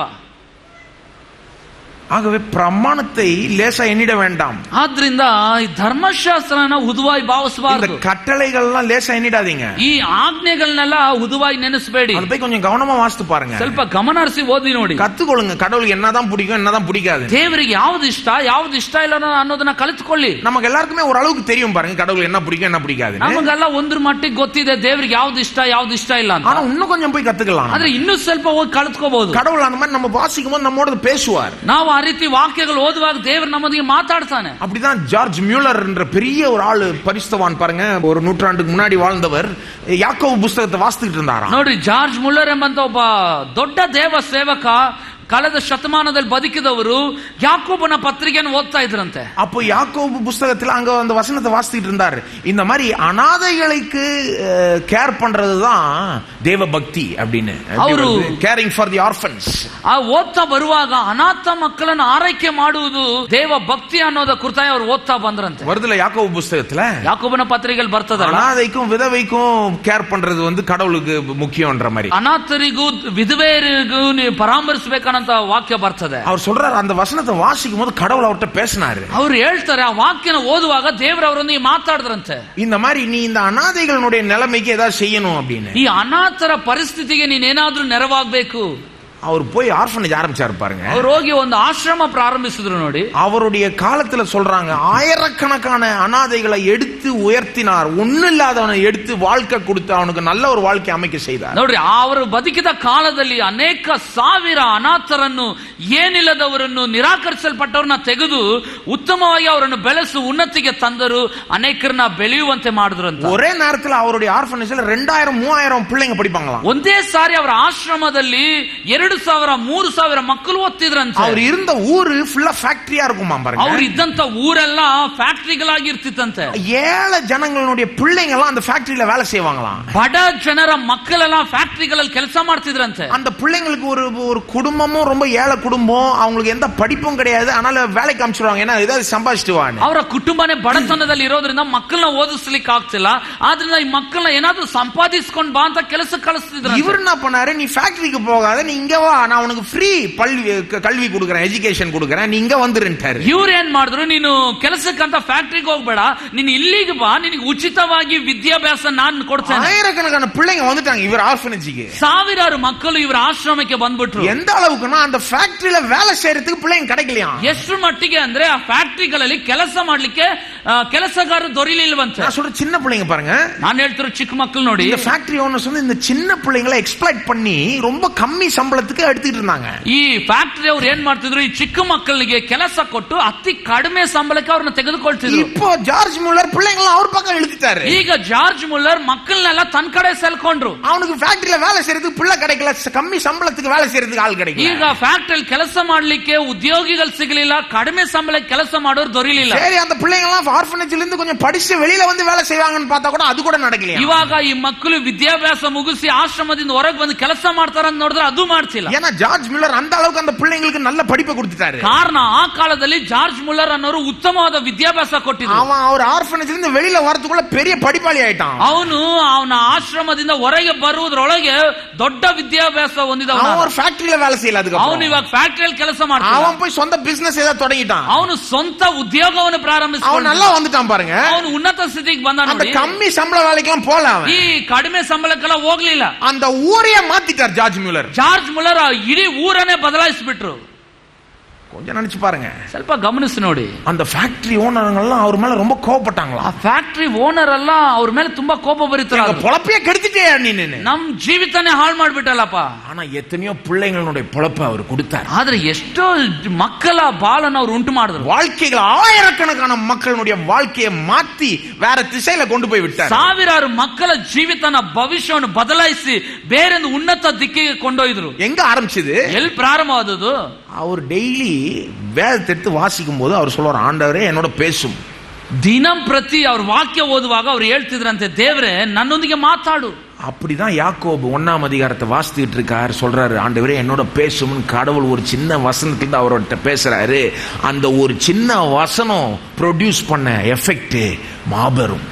ಆಗ ಯಾಕೋಬನ ಪತ್ರಿಕೆ 1ನೇ ಅಧ್ಯಾಯ ಓದುವಾಗ, ಸ್ವಾಮಿ ನನ್ನೊಂದಿಗೆ ಮಾತಾಡು ಎಂಬುದಾಗಿ ಓದ್ತಿರುವಾಗ ದೇವರು ಆಡಿದ ಒಂದು ಮಾತಿನಿಂದ ಅವರ ಇಡೀ ಜೀವಿತ ಬದಲಾಗಿದ್ದು ಮಾತ್ರ ಅಲ್ಲ, ಒಂದು ದೊಡ್ಡ ಸಾಧನೆಗೆ ನೇರಾಗಿ ಅವರನ್ನು ಕೊಂಡೊಯ್ತು. அது பேரும் பரிசுத்தம். ಅದಕ್ಕೆ ಹೆಸರುನು ಪರಿಶುದ್ಧತೆ. நான் சொல்ற பரிசுத்தம் இந்த மாதிரிங்க. ನಾನು ಹೇಳೋ ಪರಿಶುದ್ಧತೆ ಈ ರೀತಿ ರೀ. சும்மா நான் எந்த பாவம் செய்யல, நான் கரெக்டா இருக்கிறேன், ನಾನು ಇನ್ನೂ ಪಾಪ ಮಾಡ್ತಿಲ್ಲ, ಸರಿಯಾಗಿದ್ದೇನೆ, ಅದಲ್ಲ. கடவுளுக்கு என்ன பிடிக்கும் என்ன பிடிக்காதுன்னு தேடி எடுத்து, ஆண்டவரே நான் என்ன செய்யணும்னு விரும்புகிறீர், என்னோட பேசும் ஆண்டவரே, எனக்கு உதவும் ஆண்டவரே, மற்றவர்களுக்கு பிரயோஜனம் உள்ள விதத்துல வாழும்படி எனக்கு உதவும் சொல்லி அந்த ஒரு விதத்துல போறதுதான் பாருங்க. ದೇವ್ರೆ ನಾನು ಏನ್ ಮಾಡ್ಬೇಕು, ನಿನಗೆ ಯಾವ್ದು ಇಷ್ಟ ನನಗೆ ಬೋಧಿಸಪ್ಪ, ನಾನು ಇತರರಿಗೆ ನೆರವಾಗಬೇಕು, ಇತರರಿಗೆ ಸಹಾಯ ಮಾಡುವ ಮಟ್ಟಿಗೆ ನಾನು ಪ್ರಯೋಜನ ಉಳ್ಳವನಾಗಿ ತೆಗೆದು ಉಪಯೋಗಿಸು ಅನ್ನೋದನ್ನ ತಿಳ್ಕೊಂಡು ಬದುಕುವಂತದೇ ಆ ಪರಿಶುದ್ಧತೆ. இதுல என்ன விஷயம்னா, இதெல்லாம் செய்ய ஆரம்பிச்ச பிறகுதான் ಜಾರ್ಜ್ ಮುಲ್ಲರೇ நல்லா ஆனாரு. ಇದರಲ್ಲಿ ಏನ್ ವಿಶೇಷತೆ ಅಂದ್ರೆ, ಇವೆಲ್ಲವನ್ನು ಮಾಡ್ಲಿಕ್ಕೆ ಮುಂದಾಗುವಾಗಲೇ ಜಾರ್ಜ್ ಮುಲ್ಲರೇ ಬಹಳ ಉತ್ತಮವಾಗಿ ಮೇಲೆ ಬಂದ್ರು. முன்னாடி அவர் ஒரு பெரிய ஆளே கிடையாது. ಅದಕ್ಕೆ ಮುಂಚಿತವಾಗಿ ಜಾರ್ಜ್ ಮುಲ್ಲರ್ ಉನ್ನತವಾದವರು ಅಲ್ಲ. அவருக்கு ஒரு பெரிய சக்சஸும் கிடையாது. ಅದಕ್ಕೆ ಮುಂಚೆ ಒಂದು ದೊಡ್ಡ ಯಶಸ್ಸು ಇದ್ದಿಲ್ಲ. அவர் பேர் யாருக்கும் தெரியாது. ಅವ್ರ ಹೆಸರು ಯಾರಿಗೂ ಗೊತ್ತೇ ಇದ್ದಿಲ್ಲ. ஆனா இப்படி செய்யும் போது தேவனுக்கு பிரியப்பட்டு வாழணும் அவருக்கு ஒரு ஆசை வந்து அதன்படி செய்ய ஆரம்பிச்ச பிறகுதான் அவர் பெரிய ஆளான. ಆದ್ರೆ ದೇವರಿಗೆ ಮೆಚ್ಚುಗೆಯಾಗಿ ಬದುಕಬೇಕು, ದೇವರಿಗೆ ಪ್ರಿಯವಾದದನ್ನು ಮಾಡಬೇಕಂತ ಮುಂದೆ ಬರುವಾಗಲೇ ಅವರು ದೊಡ್ಡ ಸುಪ್ರಸಿದ್ಧವಾಗಿ ಬದಲಾಗಿ, அதுக்கப்புறம் தான் அவர் சந்தோஷத்தையும் திருப்தியும் அனுபவித்தார். ಅದಕ್ಕೆ ನಂತರವಾಗಿ ಅವರು ದೊಡ್ಡ ಸಂತೋಷವನ್ನು ತೃಪ್ತಿಯನ್ನು ಅನುಭವಿಸಿದ್ದು. என்ன சொல்ல வரேன் ನಾನು, ಏನ್ ಹೇಳಿಕ್ ಬರ್ತಿದ್ದೇನೆ, வேதத்தை எடுத்து நீங்க டெய்லி பைபிள் ரீடிங் ரொம்ப அர்த்தமுள்ள விதத்துல மாற்றிக்கொள்ளுங்கள். ಸತ್ಯವೇದ ಧ್ಯಾನ ಅನ್ನೋದನ್ನ ಪ್ರತಿದಿನ ಎಡಬಿಡದೆ ಅದನ್ನ ಅಭ್ಯಾಸ ಮಾಡ್ಕೊಳ್ಳಿ. சும்மா அப்படியே வாசிட்டு ಹಂಗೆ ಓದ್ತಾ ಹೋಗಬಾರ್ದು. ரெண்டு அதிகாரம் வாசிட்டேன்ற ஒரு கணக்கு. 22 ಅಧ್ಯಾಯ ಓದ್ಬಿಟ್ಟೆ ಅನ್ನೋದು ರೀತಿಯಲ್ಲಿ அப்படி கிடையாது. ಆ ರೀತಿ ಅಲ್ಲ. ஆண்டவரே என்னோட பேசுவீராக, ಸ್ವಾಮಿ ನನ್ನೊಂದಿಗೆ ದಿವಸ ಮಾತಾಡು, உமக்கு என்ன பிடிக்கும் உமக்கு என்ன பிடிக்காது, நான் உன்னை பிரியப்படுத்த விரும்புகிறேன், ನಿನಗೆ ಯಾವ್ದು ಇಷ್ಟ ಯಾವ್ದು ಇಷ್ಟ ಇಲ್ಲ, ನಾನು ನಿನ್ನನ್ನು ಮೆಚ್ಚಿಸಬೇಕಂತ ಬಯಸ್ತೇನೆ அப்படின்னு சொல்லிட்டு ஜெபம் பண்ணிட்டு வாசிங்க ಎಂಬುದಾಗಿ ಹೇಳಿ ಪ್ರಾರ್ಥಿಸಿ ಓದ್ರಿ. கடவுள் உங்களோட பேசுவார். ದೇವರು ನಿಮ್ಮೊಂದಿಗೆ ಮಾತಾಡ್ತಾನೆ. வாழ்க்கையே வேற மாதிரி ஆக்கிடுவார். ನಿಮ್ಮ ಜೀವಿತನೇ ಬೇರೆ ರೀತಿ உங்களால எவ்வளவு பேர் ஆசீர்வதிக்கப்படுவாங்க, ನಿಮ್ಮ ಮುಖಾಂತರ ಅನೇಕರು ಆಶೀರ್ವದಿಸಲ್ಪಡ್ತಾರೆ. அப்பதான் நீங்களே நல்லா வருவீங்க. ಆಗಲೇ ನೀವು ಉತ್ತಮವಾಗಿ ಚೆನ್ನಾಗಿ ಬರ್ತೀರಿ. நாம என்ன யோசிக்கிட்டோம், ನಾವೇನ್ ಯೋಚಿಸ್ತೇವೆ? நான் நல்லா இருக்கிறது முதல்ல ஏதாவது சொல்லுங்க அப்படின்னு. ನಾನ್ ಮೊದಲು ಚೆನ್ನಾಗಿರ್ಲಿಕ್ಕೆ ಏನಾದ್ರೂ ಹೇಳ್ರಿ. நீங்க நல்லா இருக்கிறத பத்தி தான் சொல்லிட்டு இருக்கேன். ನೀವು ಚೆನ್ನಾಗಿರುವಂತಾನೆ ಹೇಳ್ತಾ ಇರೋದು. ஆனா நீங்க நல்லா இருக்கிறதும் மற்றவங்க நல்லா இருக்கிறதும் கனெக்ட் பண்ணி விட்டார் ஆண்டவர். ಆದ್ರೆ ನೀವು ಚೆನ್ನಾಗಿರ್ಬೇಕು, ಇತರರು ಚೆನ್ನಾಗಿರುವಂತೆ ದೇವರು ಒಂದು ಜೋಡಿಸ್ತಾ ಇದ್ದಾನೆ. நீ நல்லா இருக்கணும்னா கொஞ்சம் மற்றவன கொஞ்சம் யோசின்றார் கடவுள். ನೀನು ಚೆನ್ನಾಗಿರ್ಬೇಕಂದ್ರೆ ಮೊದಲು ಇತರರನ್ನು ಯೋಚಿಸು ಅಂತ ಹೇಳ್ತಾನೆ. அவனை நீ யோசிக்க அவனுக்கு செய்ய நீயும் நல்லாயிட்டே வருவாய். ಅವನನ್ನು ಕುರಿತು ಯೋಚಿಸ್ತಾ ಅವನಿಗೆ ಮಾಡ್ತಾ ಇದ್ದಂಗೆ ನೀನು ಚೆನ್ನಾಗಿರ್ತೀಯ. கடவுளுடைய மெத்தட் பாருங்க, இது ದೇವರ ವಿಧಾನ ನೋಡ್ರಿ. ಇದು இததான் நான் பரிசுத்தம் சொல்லிட்டு வரேங்க. தப்பா பத்த வேற ஏதோ பரிசுத்தம் கிடையாது. ಇದನ್ನೇ ರೀ ನಾನು ಪರಿಶುದ್ಧತೆ ಅಂತ ಹೇಳ್ತಾ ಬರ್ತಿದ್ದೇನೆ, ಬೇರೆ ರೀತಿ ಅಲ್ಲ. இது உங்க வாழ்க்கையை மாத்தி விட்டுரும். ಇದು ನಿಮ್ಮ ಜೀವಿತನ ಬದಲಾಯಿಸ್ತದೆ. உங்க சமுதாயத்தை மாற்றும். ನಿಮ್ಮ ಸಮಾಜನೇ ಪರಿವರ್ತಿಸ್ತದೆ. அந்த ஊரே அந்த ஒரு ஆள் கீழ்ப்படிஞ்சதனால மாறிடுச்சு. ಒಬ್ಬ ವ್ಯಕ್ತಿ ವಿಧೇಯನಾಗಿದ್ದನ್ನ ಇಡೀ ಊರೇ ಅಲ್ಲಿ ಬದಲಾಯಿತು. நீங்க நம்புறீங்களா? ನೀವು ನಂಬ್ತೀರಾ? உங்க ஒரு ஆளால உங்க ஊரே மாற முடியும். ನಿಮ್ಮ ಒಬ್ಬರಿಂದ ಇಡೀ ನಿಮ್ಮ ಊರೇ ಬದಲಾಗ್ತದೆ. நீங்க ஒரு ஆள்னால உங்க ஊரே நல்லா இருக்க முடியுங்க. கொஞ்சம் யோசிச்சு பாருங்க. ನಿಮ್ಮ ಒಬ್ಬರಿಂದ ನಿಮ್ಮ ಇಡೀ ಊರೇ ಚೆನ್ನಾಗಿರಬಹುದು. நாம கொஞ்சம் கவனம் செலுத்த ஆரம்பிச்சோம்னா, ನಾವು ಸ್ವಲ್ಪ ಕಿವಿ ಕೊಡ್ಲಿಕ್ಕೆ ಪ್ರಾರಂಭಿಸಿದ್ರೆ கடவுள் நம்ம அப்படி வழி நடத்துவார். ದೇವರು ನಮ್ಮನ್ನ ಆ ರೀತಿ ಮಾರ್ಗ ನಡೆಸ್ತಾನೆ. இந்த ஒரு சபை, ಈ ಒಂದು ಸಭೆ, இந்த பெங்களூர் பட்டணம், அது சுத்தி இருக்க மாவட்டம் எல்லாரையும் மாத்த முடியும். ಬೆಂಗಳೂರು ಪಟ್ಟಣದ ಸುತ್ತಲಿರುವ ಎಲ್ಲಾ ಜಿಲ್ಲೆಗಳನ್ನು ಆಶೀರ್ವದಿಸಲಿಕ್ಕೆ ಸಾಧ್ಯ. அதுக்கு யாரு? நீங்க ஒவ்வொருத்தரும் தான் அதுக்கு முக்கியம் பாருங்க. ಇದರಲ್ಲಿ ಇಲ್ಲಿರುವ ನೀವು ಒಬ್ಬೊಬ್ಬರು ಅಷ್ಟು ಮುಖ್ಯ ನೋಡಿ. இந்த பில்டிங் கிடையாது, ಈ ಕಟ್ಟಡ ಅಲ್ಲ. பில்டிங் அவ்வளவு முக்கியம் கிடையாது. ಕಟ್ಟಡ ಅಷ್ಟು ಮುಖ್ಯ ಅಲ್ಲ. உட்கார்ந்துட்டு இருக்க ஜனங்கள், ಇಲ್ಲಿ ಕುಳಿತಿರತಕ್ಕಂತ ಜನರೇ, உங்க ஒவ்வொருத்தருக்குள்ளேயும் கர்த்தர் அவ்வளவு பெரிய ஆற்றல், அவ்வளவு பெரிய திறமைகள், கிஃப்ட்ஸ் எல்லாத்தையும் வச்சிருக்கிறார். ನಿಮ್ಮ ಪ್ರತಿಯೊಬ್ಬರಲ್ಲಿಗೂ ಅಂತ ತಲಾಂತು, ಸಾಮರ್ಥ್ಯ, ಅಂತ ವರಗಳನ್ನು ದೇವರು ನಿಮ್ಮೊಳಗೆ ಇಟ್ಟಿದ್ದಾರೆ. உங்களை வச்சு பெரிய ஒன்றை செய்யணும்னு விரும்புகிறார். ನಿಮ್ಮ ಮುಖಾಂತರ ಮಹತ್ತಾದದ್ದು ಒಂದನ್ನು ಮಾಡ್ಲಿಕ್ಕೆ ಬಯಸ್ತಾನೆ. ஆனா அதுக்கு என்ன திறவுகோல்? ஆண்டவரே, நான் உம்மை பிரியப்படுத்தணும், நமக்கு அந்த ஆசை இருக்கணும், அதை அதிகரிக்கணும் பாருங்க. ಆದ್ರೆ ಅದಕ್ಕಿರತಕ್ಕ ಬೀಗದ ಕೈ ಏನು? ದೇವರೇ, ನಾನು ನಿನ್ನನ್ನು ಮೆಚ್ಚಿಸಬೇಕೆಂಬಂತ ಆಸಕ್ತಿ, ಬಯಕೆ ನಮ್ಮಲ್ಲಿ ಇರಬೇಕು. ಮಾತ್ರ ಅಲ್ಲ, ದೇವರ ಹತ್ರ ವ್ಯಕ್ತಪಡಿಸಬೇಕು. எப்படி நம்ம மோಟಿವೇட் பண்ணிக்கிறது? ಹೇಗೆ ನಮ್ಮನ್ನೇ ನಾವು ಉತ್ತೇಜನ ಪಡಿಸ್ಕೊಳ್ಳೋದು? நான் நல்லா இருக்கும்படிக்கு, ನಾನು ಚೆನ್ನಾಗಿರುವಂತೆ, என் குடும்பம் நல்லா இருக்கும்படிக்கு, ನನ್ನ ಕುಟುಂಬ ಚೆನ್ನಾಗಿರುವಂತೆ, என் பிள்ளைகள் நல்லா இருக்கும்படிக்கு, ನನ್ನ ಮಕ್ಕಳು ಚೆನ್ನಾಗಿರುವಂತೆ, என்னை சுற்றி இருக்கிறவர்கள் நல்லா இருக்கும்படிக்கு, ನನ್ನ ಸುತ್ತಮುತ್ತಲಿರೋರು ಚೆನ್ನಾಗಿರುವಂತೆ, சக்சஸ்ஃபுல்லா வரும்படிக்கு, ಯಶಸ್ವಿ ಭರಿತನಾಗಿರಲಿ, நான் பரிசுத்தமா வாழ போறேன், ನಾನು ಪರಿಶುದ್ಧನಾಗಿ ಬದುಕ್ತೇನೆ அப்படின்னு ஒரு முடிவு எடுங்க ಎಂಬಂತ ಒಂದು ತೀರ್ಮಾನ ತೆಗೆದು ನೋಡಿ. சங்கீதம் 1 ಕೀರ್ತನೆ 1. நீங்க நல்லா இருக்கிறத பத்தி தான் பேசிட்டு இருக்கேன். சக்சஸ், உங்களுடைய சக்சஸ். ನೀವು ಚೆನ್ನಾಗಿರ್ಲಿಕ್ಕಾಗಿ ಮಾತಾಡ್ತಾ ಇದ್ದೇನೆ, ನಿಮ್ಮ ಯಶಸ್ಸು. சங்கீதம் புஸ்தகம் வந்து நம்முடைய பாட்டு புஸ்தகம் மாதிரி.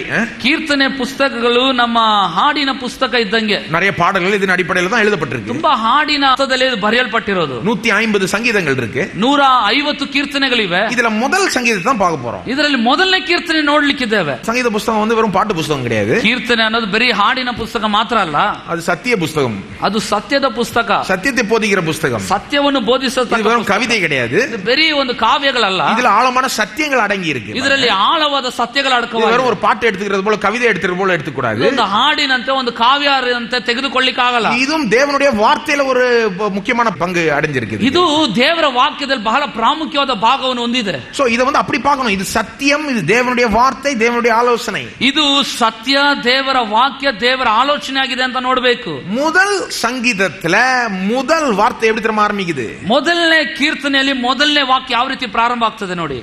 துன்மார்க்கருடைய ஆலோசனையில் நடவாமலும், பாவிகளுடைய வழியில் நில்லாமலும், பரியாசக்காரர் உட்காரும் இடத்தில் உட்காராமலும். ಯಾವನು ದುಷ್ಟರ ಆಲೋಚನೆಯಂತೆ ನಡೆಯದೆ, ಪಾಪಾತ್ಮರ ಮಾರ್ಗದಲ್ಲಿ ನಿಂತುಕೊಳ್ಳದೆ, ಧರ್ಮ ನಿಂದಕರೊಡನೆ ಕೂತುಕೊಳ್ಳದೆ. 2ாம் வசனம் வாசிங்க. கர்த்தருடைய வேதத்தில் பிரியமாயிருந்து இரவும் பகலும் அவருடைய வேதத்தில் தியானமாயிருக்கிற மனுஷன் பாக்கியவான். ಯೆಹೋವನ ಧರ್ಮಶಾಸ್ತ್ರದಲ್ಲಿ ಆನಂದ ಪಡುವವನಾಗಿ ಅದನ್ನೇ ಹಗಲು ಇರಲು ಧ್ಯಾನಿಸುತ್ತಿರುವನೋ ಅವನು ಎಷ್ಟೋ ಧನ್ಯನು. பாக்கியவான் கன்னடல என்னது? ಧನ್ಯನು. ಧನ್ಯನು. என்ன இங்க கொஞ்சம் ஒரு வித்தியாசம் ஆயிடுச்சுன்னா, தமிழ்லயும் கன்னடத்திலயும் இந்த பாக்கியவான்ற வார்த்தை கடைசி வந்துருச்சு. 2ாம் வசனத்தின் பிற்பகுதியில வந்துருச்சு. ತಮಿಳ್ ಮತ್ತು ಕನ್ನಡ ಭಾಷೆಯಲ್ಲಿ ಏನಪ್ಪಾ ಅಂದ್ರೆ ಈ ಧನ್ಯನು ಅನ್ನುವಂಥದ್ದು ಏನಾಗಿದೆ ಅಂದ್ರೆ ಆ ವಾಕ್ಯದ ಕೊನೆಯಲ್ಲಿ ಬಂದಿದೆ. ஆனா ஆங்கிலத்துல வாசித்தீங்கன்னா, ಆದ್ರೆ ಆಂಗ್ಲ ಭಾಷೆಯಲ್ಲಿ ಓದಿದ್ರೆ Psalm 1 இப்படி ஆரம்பிக்குது. ಕೀರ್ತನೆ 1 ಈ ರೀತಿ ಪ್ರಾರಂಭ ಆಗ್ತದೆ. Blessed, ಆಶೀರ್ವದಿಸಲ್ಪಟ್ಟವನು. அதான் முதல் வார்த்தை. ಅದೇ ಮೊದಲನೇ ಪದ. Blessed, ಆಶೀರ್ವದಿಸಲ್ಪಟ್ಟವನು. தமிழ்ல அது கடைசி வந்துருச்சு பாருங்க. ತಮಿಳ್ ಕನ್ನಡದಲ್ಲಿ ಕೊನೆಯಲ್ಲಿ ಬಂದಿದೆ. தமிழ் தெலுங்கு இதெல்லாம் விடுங்க, ஆங்கிலம் எல்லாம் விடுங்க. எபிரேய மொழியில எப்படி வருது? ತಮಿಳು, ಕನ್ನಡ, ತೆಲುಗು, ಆಂಗ್ಲ ಭಾಷೆ ಇದೆಲ್ಲ ಬಿಡ್ರಿ, ಇಬ್ರಿಯ ಭಾಷೆಯಲ್ಲಿ ಹೇಗೆ ಬರ್ತದೆ? எபிரேய மொழியில இந்த மாதிரி தான் வருது, ஆங்கிலத்துல வர போல தான் வருது.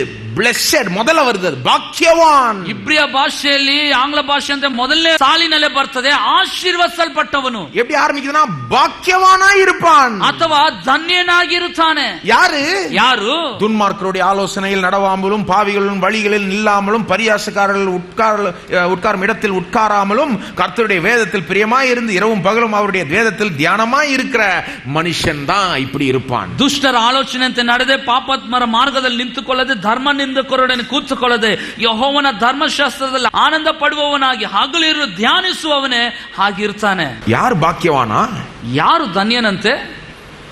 பாவிகளோட சேராம, ಪಾಪಾತ್ಮರ ಜೊತೆಗೆ ಸೇರದವನು, அதாவது பாவிகள் நடக்கும் வழியில் நில்லாம, ಪಾಪಾತ್ಮರ ಮಾರ್ಗದಲ್ಲಿ ನಿಂತುಕೊಳ್ಳದೆ, அங்க அவங்க உட்கார்ற இடத்துல உட்காராம, ಅವರು ಕೂತುಕೊಳ್ಳುವ ಸ್ಥಳದಲ್ಲಿ ಕುಂತುಕೊಳ್ಳದೆ, அவங்க செய்யறத செய்யாம, ಅವರು ಮಾಡೋದನ್ನ ಇವನು ಮಾಡದೆ, அவங்களோட அவங்கள மாதிரி வாழாம, ಅವರೊಂದಿಗೆ ಅವರಂತೆ ಬದುಕದೆ. அவங்களோட இருக்கலாம் பாருங்க, ஆனா அவங்கள மாதிரி இருக்க கூடாது. ಅವರೊಂದಿಗೆ ಇರಬಹುದು, ಆದ್ರೆ ಅವರಂತೆ ಇರಬಾರದು. அவங்களோட இருக்கிறதுல தப்பு இல்ல, அவங்கள மாதிரி இருக்கிறது தான் தப்பு. ಅವರೊಂದಿಗಿರೋದು ಸಮಸ್ಯೆ ಇಲ್ಲ, ಆದ್ರೆ ಅವರಂತೆ ಇರೋದೇ ಸಮಸ್ಯೆ. அவங்கள மாதிரி இல்லாத ஆளு, வேற மாதிரி வாழுகிற ஆள், எப்பேற்பட்ட ஆளு? கர்த்தருடைய வேதத்தில் பிரியமாயிருந்து இரவும் பகலும் அவருடைய வேதத்தில் தியானமாய் இருக்கிற மனுஷன் பாக்கியவான். ಅವರ ಮಧ್ಯದಲ್ಲಿದ್ದು ಅವರಂತೆ ಬದುಕದ ಮನುಷ್ಯನು ಯೆಹೋವನ ಧರ್ಮಶಾಸ್ತ್ರದಲ್ಲಿ ಆನಂದ ಪಡುವವನಾಗಿ ಹಗಲಿರುಳು ಅದನ್ನೇ ಧ್ಯಾನಿಸುತ್ತಿರುವವನೇ ಎಷ್ಟೋ ಧನ್ಯನು. அப்ப என்ன சொல்லுது இந்த வசனங்கள்? ಅಂತ ಈ ವಾಕ್ಯಗಳು ಏನ್ ಹೇಳ್ತದೆ? பாவிகள் செய்யற மாதிரி செய்யாம, பாவத்துல ஈடுபடாம, கர்த்தருக்கு பயந்து அவருடைய வேதத்தில் பிரியமாயிருந்து இரவும் பகலும் அதுல தியானித்து அதன்படி செய்கிற மனுஷன் பாக்கியவான். ಪಾಪಾತ್ಮರ ಮಾರ್ಗದಲ್ಲಿ ನಡೆಯದೆ ಅವರು ಮಾಡುವ ಕಾರ್ಯಗಳಲ್ಲಿ ಇವರು ಕಾರ್ಯರೂಪಕ್ಕೆ ಬರದ ಹಾಗೆ ದೇವರ ಧರ್ಮಶಾಸ್ತ್ರದಲ್ಲಿ ಹಗಲಿರಲು ಆನಂದ ಪಡುವ ಮನುಷ್ಯನು, ಅದನ್ನು ಧ್ಯಾನಿಸುವವನೇ ಎಷ್ಟೋ ಧನ್ಯನು. எப்படி சொல்லுது பாருங்க, இரவும் பகலும் அவருடைய வேதத்தில் தியானமாய் இருக்கிற மனுஷன். ವಾಕ್ಯ ಹೇಳ್ತದೆ ನೋಡಿ, ಅದನ್ನೇ ಹಗಲಿರಲು ಧ್ಯಾನಿಸುತ್ತಿರುವವನು. அந்த வேதம்ன்ற வருதுல அந்த வார்த்தை, ಆ ಒಂದು ಧರ್ಮಶಾಸ್ತ್ರ ಅಥವಾ ವೇದ ಅಂತ ಬರ್ತದ. தர்மசாஸ்திரா கன்னடால, ஆங்கிலத்திலும் அப்படிதான் வருது, லா.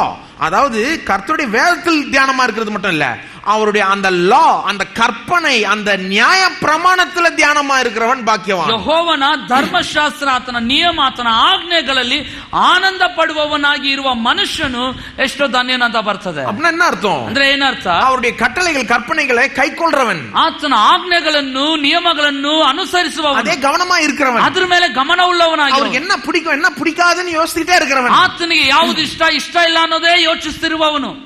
நல்லா கவனிங்க, ಗಮನಿಸ್ರಿ, இரவும் பகலும் இதே கவனத்தோட இருக்கிறவன், ಹಗಲು ಇರಲು ಇದೇ ಧ್ಯಾನದಲ್ಲಿ ಇರೋವನು. எல்லா கிறிஸ்தவர்களும் இப்படியா இருக்கிறாங்க? ಎಲ್ಲಾ ಕ್ರೈಸ್ತರು ಹೀಗೇನೆ ಇರ್ತಾರೆ? கிடையாது. ಇಲ್ಲ, இது எல்லா கிறிஸ்தவர்களையும் சொல்லல, ಇದು ಎಲ್ಲಾ ಕ್ರೈಸ್ತರಿಗೂ ಅಂತ ಹೇಳ್ತಿಲ್ಲ. சில ஆட்கள் தான் இத மேட்ச் பண்ணுவாங்க பாருங்க. ಕೆಲವೊಂದು ವ್ಯಕ್ತಿಗಳೇ ಇದರಂತೆ ಇರ್ತಾರೆ. பாருங்க, எல்லாருக்குமே பைபிளை வாசிக்கணும்னு ஒரு இது எல்லாம் இருக்கு, ಎಲ್ರಿಗೂ ವಾಕ್ಯ ಓದ್ಬೇಕಂತ ಒಂದು ಆಸೆ ಇರ್ತದೆ. ஆனா இரவும் பகலும் இதே கவனத்தோட பாக்குறீங்களா சில நிறைய பேரை? ಆದ್ರೆ ಹಗಲು ಇರಲು ಇದನ್ನೇ ಧ್ಯಾನವಾಗಿ ನೋಡ್ತೇವೆ ಅನೇಕ ಸಾರಿ. இரவும் பகலும்னா என்ன அர்த்தம்? இரவும் பகலும் பைபிள் வாசிட்டு இருக்கிறதுன்னு அர்த்தம் கிடையாது. ಹಗಲು ಇರಲು ಅಂತ ಹೇಳಿದ್ರೆ ಹಗಲು ಇರಲು ವಾಕ್ಯನೇ ಓದ್ತಿರೋದು ಅಂತ ಹೇಳಲ್ಲ. அப்படின்னா நீங்க எந்த வேலைக்கும் போக முடியாது, எந்த வேலையும் செய்ய முடியாது, வேற வேலைகள் ಅಂತ ಹೇಳಿದ್ರೆ ನೀವು ಯಾವ ಕೆಲಸಕ್ಕೆ ಹೋಗ್ಲಿಕ್ಕೆ ಆಗಲ್ಲ, ಅದನ್ನ ಮಾಡ್ಲಿಕ್ಕೆ ಆಗಲ್ಲ. உன்கிட்ட தூங்கவே முடியாது. அப்படின்னா ಅಂತ ಹೇಳಿದ್ರೆ ರಾತ್ರಿಯಲ್ಲಿ ನಿದ್ರೆನೇ ಮಾಡ್ಲಿಕ್ಕೆ ಆಗಲ್ಲ. அப்படி யாராவது இருக்க முடியுமா? ಆ ರೀತಿ ಯಾರಾದ್ರೂ ಇರ್ಲಿಕ್ಕೆ ಆಗಲ್ಲ. அப்படி சொல்லல பாருங்க, அந்த அர்த்தத்தோட சொல்லல. ಆ ಅರ್ಥದಲ್ಲಿ ಇದನ್ನ ಹೇಳ್ತಿಲ್ಲ. இரவும் பகலும் பைபிளே வாசிட்டு தூங்காத அப்படின்னு. ಹಗಲು ಇರಲು ವಾಕ್ಯನೇ ಓದ್ತಿರು, ನಿದ್ರೆ ಮಾಡಬೇಡ ಅಂತ ಹೇಳ್ತಿಲ್ಲ. எந்த அர்த்தத்துல சொல்லுதுன்னா, ಯಾವ ಅರ್ಥದಲ್ಲಿ ಹೇಳ್ತಿದ್ದಾರೆ? இரவும் பகலும் தேவனுடைய நியாய பிரமாணம், அவருடைய கட்டளைகள் பிரமாணங்கள், அவருக்கு என்ன பிடிக்கும் பிடிக்காதுன்னு இதே கவனத்துல வாழுகிறவன், இப்பேற்பட்ட மனுஷன் ஒருத்தன் இருந்தானா அவன் பாக்கியவானா இருப்பான். ಹಗಲು ಇರಲು ಇದನ್ನು ಧ್ಯಾನ ಮಾಡುತ್ತಿರುವವನಾಗಿ ಯಾವುದು ದೇವರಿಗೆ ಇಷ್ಟ, ಯಾವುದು ಇಷ್ಟ ಇಲ್ಲ, ಯಾವುದನ್ನು ಮೆಚ್ಚುತ್ತಾನೆ, ಯಾವುದನ್ನು ಮೆಚ್ಚುತ್ತಿಲ್ಲ ಎಂಬಂತ ಧ್ಯಾನ ಅಂತ ಯೋಚನೆಯಲ್ಲಿ ಇರತಕ್ಕ ಮನುಷ್ಯನು ಎಷ್ಟೋ ಧನ್ಯನಾಗಿರ್ತಾನೆ ಅಂತ ಹೇಳ್ತಾನೆ. பாக்கியவான் என்ன அர்த்தம்?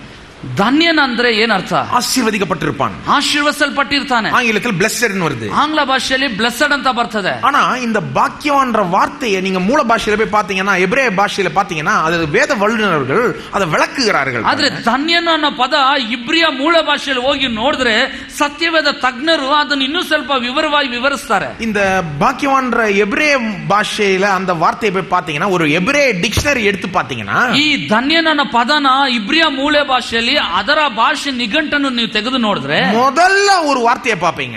ಮೊದಲನೇದಾಗಿ ಒಂದು ಪದ ನೋಡ್ತೀರಾ. ஒரு டிக்ஷனரி எடுத்தீங்கன்னா நிறைய வார்த்தைகள் இருக்கும். ಒಂದು ನಿಘಂಟು ತೆಗೆದುಕೊಂಡ್ರೆ ಅದರಲ್ಲಿ ಹಲವು ಪದಗಳು ಇರ್ತದೆ. இந்த பாக்கியவான்னா என்ன பார்த்தோம்னு ஒரு டிக்ஷனரி எடுத்து பாத்தீங்கன்னா நிறைய வார்த்தைகள் இருக்கும். ಧನ್ಯನು ಅನ್ನೋ ಪದ ತೆಗೆದು ನೀವು ನೋಡ್ಬೇಕಾದ್ರೆ ನಿಘಂಟಿನಲ್ಲಿ ಹಲವು ಪದಗಳು ಇರ್ತವೆ. எல்லா டிக்ஷனரி எடுத்து பாத்தீங்க அப்படின்னா ஒரு வார்த்தை முதல்ல பயன்படுத்தப்பட்டது. ಎಲ್ಲ ನಿಘಂಟುಗಳಲ್ಲಿ ನೀವು ಇದ್ರ ಕುರಿತು ತೆಗೆದು ನೋಡುವಾಗ ಮೊದಲನೇ ಪದ ಅದು ನಮ್ಗೆ ಕಂಡು ಬರ್ತದೆ. அது என்ன தெரியுமா வார்த்தை? ಏನ್ ಪದ ಗೊತ್ತಾ? ஹாப்பி. ಸಂತೋಷ. ஹாப்பி. ಹ್ಯಾಪಿ. நான் ஏன் சொல்லிட்டு இருக்கேன் பரிசுத்தத்துக்கும் சந்தோஷத்துக்கும் பெரிய சம்பந்தம்னு? ನಾನು ಯಾಕೆ ಹೇಳ್ತಿದ್ದೇನೆ ಪರಿಶುದ್ಧತೆಗೂ ಸಂತೋಷಕ್ಕೂ ಒಂದು ಸಂಪರ್ಕ ಅಂತ? இதனாலதான். ಇದರಿಂದಲೇ பாக்கியவான்னா happy is the man who does not sin but who meditates on God's law day and night. ಧನ್ಯನ ಅಂತ ಹೇಳಿದ್ರೆ ಏನು? ಯಾರು ಸಂತೋಷ ಭರಿತನಾಗಿರ್ತಾನೋ ಅವನು ದುಷ್ಟರ ಆಲೋಚನೆಯಂತೆ ನಡೆಯದೆ ಪಾಪತ್ರ ಮಾರ್ಗದಲ್ಲಿ ನಿಂತುಕೊಳ್ಳದೆ ಧರ್ಮ ನಿಂದಕರೊಡನೆ ಕೂತುಕೊಳ್ಳದೆ ದೇವರ ಧರ್ಮಶಾಸ್ತ್ರದಲ್ಲಿ ಆನಂದ ಪಡ್ತಾನೆ. ಆಂಪ್ಲಿಫೈಡ್ ಟ್ರಾನ್ಸ್ಲೇಷನ್ எடுத்து பாத்தீங்கன்னா, ಆಂಪ್ಲಿಫೈಡ್ ಸತ್ಯವೇದ ಭಾಷಾಂತರ ನೋಡಿದ್ರೆ அது விளக்கி சொல்லும் பாருங்க. ಅದು ಸ್ವಲ್ಪ ವಿವರಿಸಿ ಹೇಳ್ತದೆ. பாக்கியவான் சொல்லிட்டு blessed ன்னு சொல்லிட்டு பிராக்கெட்ல நிறைய வார்த்தைகளை சொல்லும். ಧನ್ಯನು ಅಥವಾ ಆಶೀರ್ವದಿಸಲ್ಪಟ್ಟವನು ಅಂತ ಹೇಳಿ ಅದರ ಬ್ರಾಕೆಟ್ ಅಲ್ಲಿ ತುಂಬಾ ವಿವರಣೆ ಇರ್ತದೆ. ಅದರ ಮೊದಲ இருக்க வார்த்தை happy. ಮೊದಲನೇ ಅದರಲ್ಲಿ ಇರುವಂತ ಪದನೇ ಹ್ಯಾಪಿ ಅಂತ. அதுக்கப்புறம் சொல்லப்படுகிற வார்த்தைகள் fortunate. ನಂತರವಾಗಿ ಹೇಳಲ್ಪಡ ಪದ ಫಾರ್ಚುನೇಟ್ ಅಂತ. prosperous செழிப்பா இருப்பான். ಪ್ರಾಸ್ಪರಸ್ ಅಂತ ಸಮೃದ್ಧಿಯಾಗಿರ್ತಾನೆ. enviable அடுத்து, அதாவது மற்றவர்களெல்லாம் பார்த்து பொறாமை அடையக்கூடிய விதத்துல வாழுவான். ಇತರರೆಲ್ಲ ನೋಡಿ ಹೊಟ್ಟೆ ಕಿಚ್ಚು ಪಡುವ ಮಟ್ಟಿಗೆ ಇವನು ಬದುಕ್ತಾ ಇರ್ತಾನೆ ಅನ್ನೋ ಅರ್ಥ. சில நேரம் ஆசீர்வாதம் சொன்னா நமக்கு பழகிட்டோம் பாருங்க சொல்லி. இது வந்து ஆசீர்வாதத்தையும் உள்ளடங்கிய வார்த்தை, ஆனா அதற்கும் மேலாக போகுது இது இந்த வார்த்தை. ಆಶೀರ್ವಾದ ಅಂತ ನಮ್ಗೆ ಅಭ್ಯಾಸ ಆಗ್ಬಿಟ್ಟಿದೆ. ಈ ಆಶೀರ್ವಾದ ಅನ್ನೋದಕ್ಕಿಂತಲೂ ಇನ್ನೊಂದು ಹೆಜ್ಜೆ ಮೇಲೆ ಹೋಗುವಂತ ಪದಗಳು ಇವೆಲ್ಲ. பாருங்க, ஆசீர்வாதமும் அடங்கி இருக்கின்ற இந்த வார்த்தையில, ಈ ವಾಕ್ಯದಲ್ಲಿ ಆಶೀರ್ವಾದ ಅನ್ನೋದು ಅಡಕವಾಗಿದೆ. காமிக்கிறேன் பாருங்க, ತೋರಿಸ್ತೇನೆ. 3ஆம் வசனம் பாருங்க. 3ನೇ ವಾಕ್ಯ ನೋಡ್ರಿ. முதல் 2ஆம் வசனத்துல இப்பேற்பட்ட மனுஷன் பாக்கியவான் சந்தோஷமா இருப்பான்னு சொல்லிட்டு, ಮೊದಲನೇ 2ನೇ ವಾಕ್ಯದಲ್ಲಿ ಈ ರೀತಿ ಇರೋ ಮನುಷ್ಯನು ಧನ್ಯನು ಅಂತ ಹೇಳಿ அவன் எப்படி இருப்பான்னு சொல்லுது பாருங்க. ನಂತರವಾಗಿ ಅವನು ಹೇಗಿರ್ತಾನೆ ಅಂತ ಹೇಳ್ತದೆ ನೋಡಿ. கர்த்தருடைய வேத அவன் நீர்க்கால்களின் ஓரமாய் நடப்பட்டு தன் காலத்தில் தன் கனியை தந்து இலையுதிராது இருக்கிற மரத்தை போல் இருப்பான். ಅವನು செய்வதெல்லாம் வாய்க்கும். ಅವನು ನೀರಿನ ಕಾಲುವೆಗಳ ಬಳಿಯಲ್ಲಿ ಬೆಳೆದಿರುವ ಮರದ ಹಾಗಿರುವನು. ಅಂತ ಮರವು ತಕ್ಕ ಕಾಲದಲ್ಲಿ ಫಲ ಕೊಡುತ್ತದಲ್ಲ, ಅದರ ಎಲೆ ಬಾಡುವುದೇ ಇಲ್ಲ, ಅದರಂತೆ ಅವನ ಕಾರ್ಯವೆಲ್ಲವೂ ಸಫಲವಾಗುವುದು. எப்படி சொல்லப்பட்டிருக்கு பாருங்க. ಅವರು ಹೇಳಲ್ಪಟ್ಟಿದೆ. இந்த பாக்கியவான ஒரு மரத்துக்கு ஒப்பிடுகிறது. ಈ ಧನ್ಯನನ್ನು ತೆಗೆದು ಒಂದು ಮರಕ್ಕೆ ಹೋಲಿಸಲಾಗಿದೆ. நிறைய மரங்கள் இருக்கு பாருங்க உலகத்துல. ಲೋಕದಲ್ಲಿ ನೋಡ್ರಿ ತುಂಬಾ ಮರಗಳಿದೆ. பெங்களூர் வரும்போதெல்லாம் எனக்கு பிடிக்கும். கொஞ்சம் நல்லா பச்சை பசேர்னு இருக்கு. நல்ல மரங்கள் செடி கொடிகள்லாம் நல்லா கொஞ்சம் பச்சையா இருக்கு. ಬೆಂಗಳೂರು ಬರುವಾಗ ನನಗೆ ತುಂಬಾ ಇಷ್ಟ ನೋಡ್ರಿ. ಯಾಕಂದ್ರೆ ಎಲ್ಲಿ ನೋಡಿದ್ರೆ ಹಸಿರಾಗಿ ಗಿಡ ಮರಗಳೆಲ್ಲ ಚೆನ್ನಾಗಿ ಬೆಳೆದಿರ್ತವೆ. இதே சென்னை பாத்தீங்கன்னா காஞ்சி போயிருக்கும் சில நேரம். ಆದ್ರೆ ಚೆನ್ನೈ ಪಟ್ಟಣ ಗಮನಿಸಿದ್ರೆ ಕೆಲವೊಂದ್ಸರಿ ಒಣಗಿ ಹೋದ ಸ್ಥಿತಿಯಲ್ಲಿ ಇರ್ತದೆ. மரம் பாக்குறதே கஷ்டமா இருக்கு. ಮರಗಳನ್ನ ಅಲ್ಲಿ ನೋಡೋದೇ ಕಷ್ಟವಾಗಿ பார்க்கும்போது காஞ்சி போயிருக்கு சில நேரம். ನೋಡಿದ್ರೂ ಕೆಲವೊಂದ್ಸರಿ ಒಣಗೋಗಿರ್ತದೆ. அதனால நான் பெங்களூர் வரது ரொம்ப எனக்கு பிடிக்கும். ಅದರಿಂದ ಬೆಂಗಳೂರಿಗೆ ಬರೋದನ್ನ ನನಗೆ ತುಂಬಾ ಇಷ್ಟ. மரங்கள்ல வேற வேற டைப் இருக்கு. ಈ ಮರಗಳಲ್ಲೇ ಹಲವು ವಿಧಗಳಿವೆ. காஞ்சி போன மரமும் இருக்கு, ಒಣಗಿರೋ ಮರನೂ ಇದೆ, நல்ல ಅರುமையா பச்சையா இருக்க மரமும் இருக்கு. ಬಹಳ ಹಸಿರಾಗಿ ಸುಂದರವಾಗಿ ಕಾಣಿಸುವ ಮರನೂ ಇದೆ. பாருங்க என்ன மாதிரி ஒரு மரத்தை சொல்லுகிறார். ಇಲ್ಲಿ ನೋಡ್ರಿ ಯಾವ ರೀತಿ ಮರವನ್ನು ಹೇಳ್ತಿದೆ. இந்த பாக்கியவான் ஒரு குறிப்பிட்ட மரத்தை போல் இருப்பான். ಈ ಧನ್ಯನಾದವನು ಒಂದು ಪ್ರತ್ಯೇಕವಾದ ಒಂದು ಮರಕ್ಕೆ ಹೋಲಿಸಲ್ಪಟ್ಟಿದ್ದಾನೆ. நீர்க்கால்களின் ஓரமாய் நடப்பட்டு, ನೀರಿನ ಕಾಲುವೆಗಳ ಬಳಿಯಲ್ಲಿ ಬೆಳೆದಿರುವ அப்படின்னா என்ன அர்த்தம்? ಅಂದ್ರೆ ಏನು? எப்போதுமே இந்த மரத்துக்கு தண்ணி இருக்கும் ಅಂತ ಹೇಳಿದ್ರೆ ಯಾವಾಗ್ಲೂ ಈ ಮರಕ್ಕೆ ನೀರು ಇರ್ತದೆ. தண்ணீர், ನೀರು.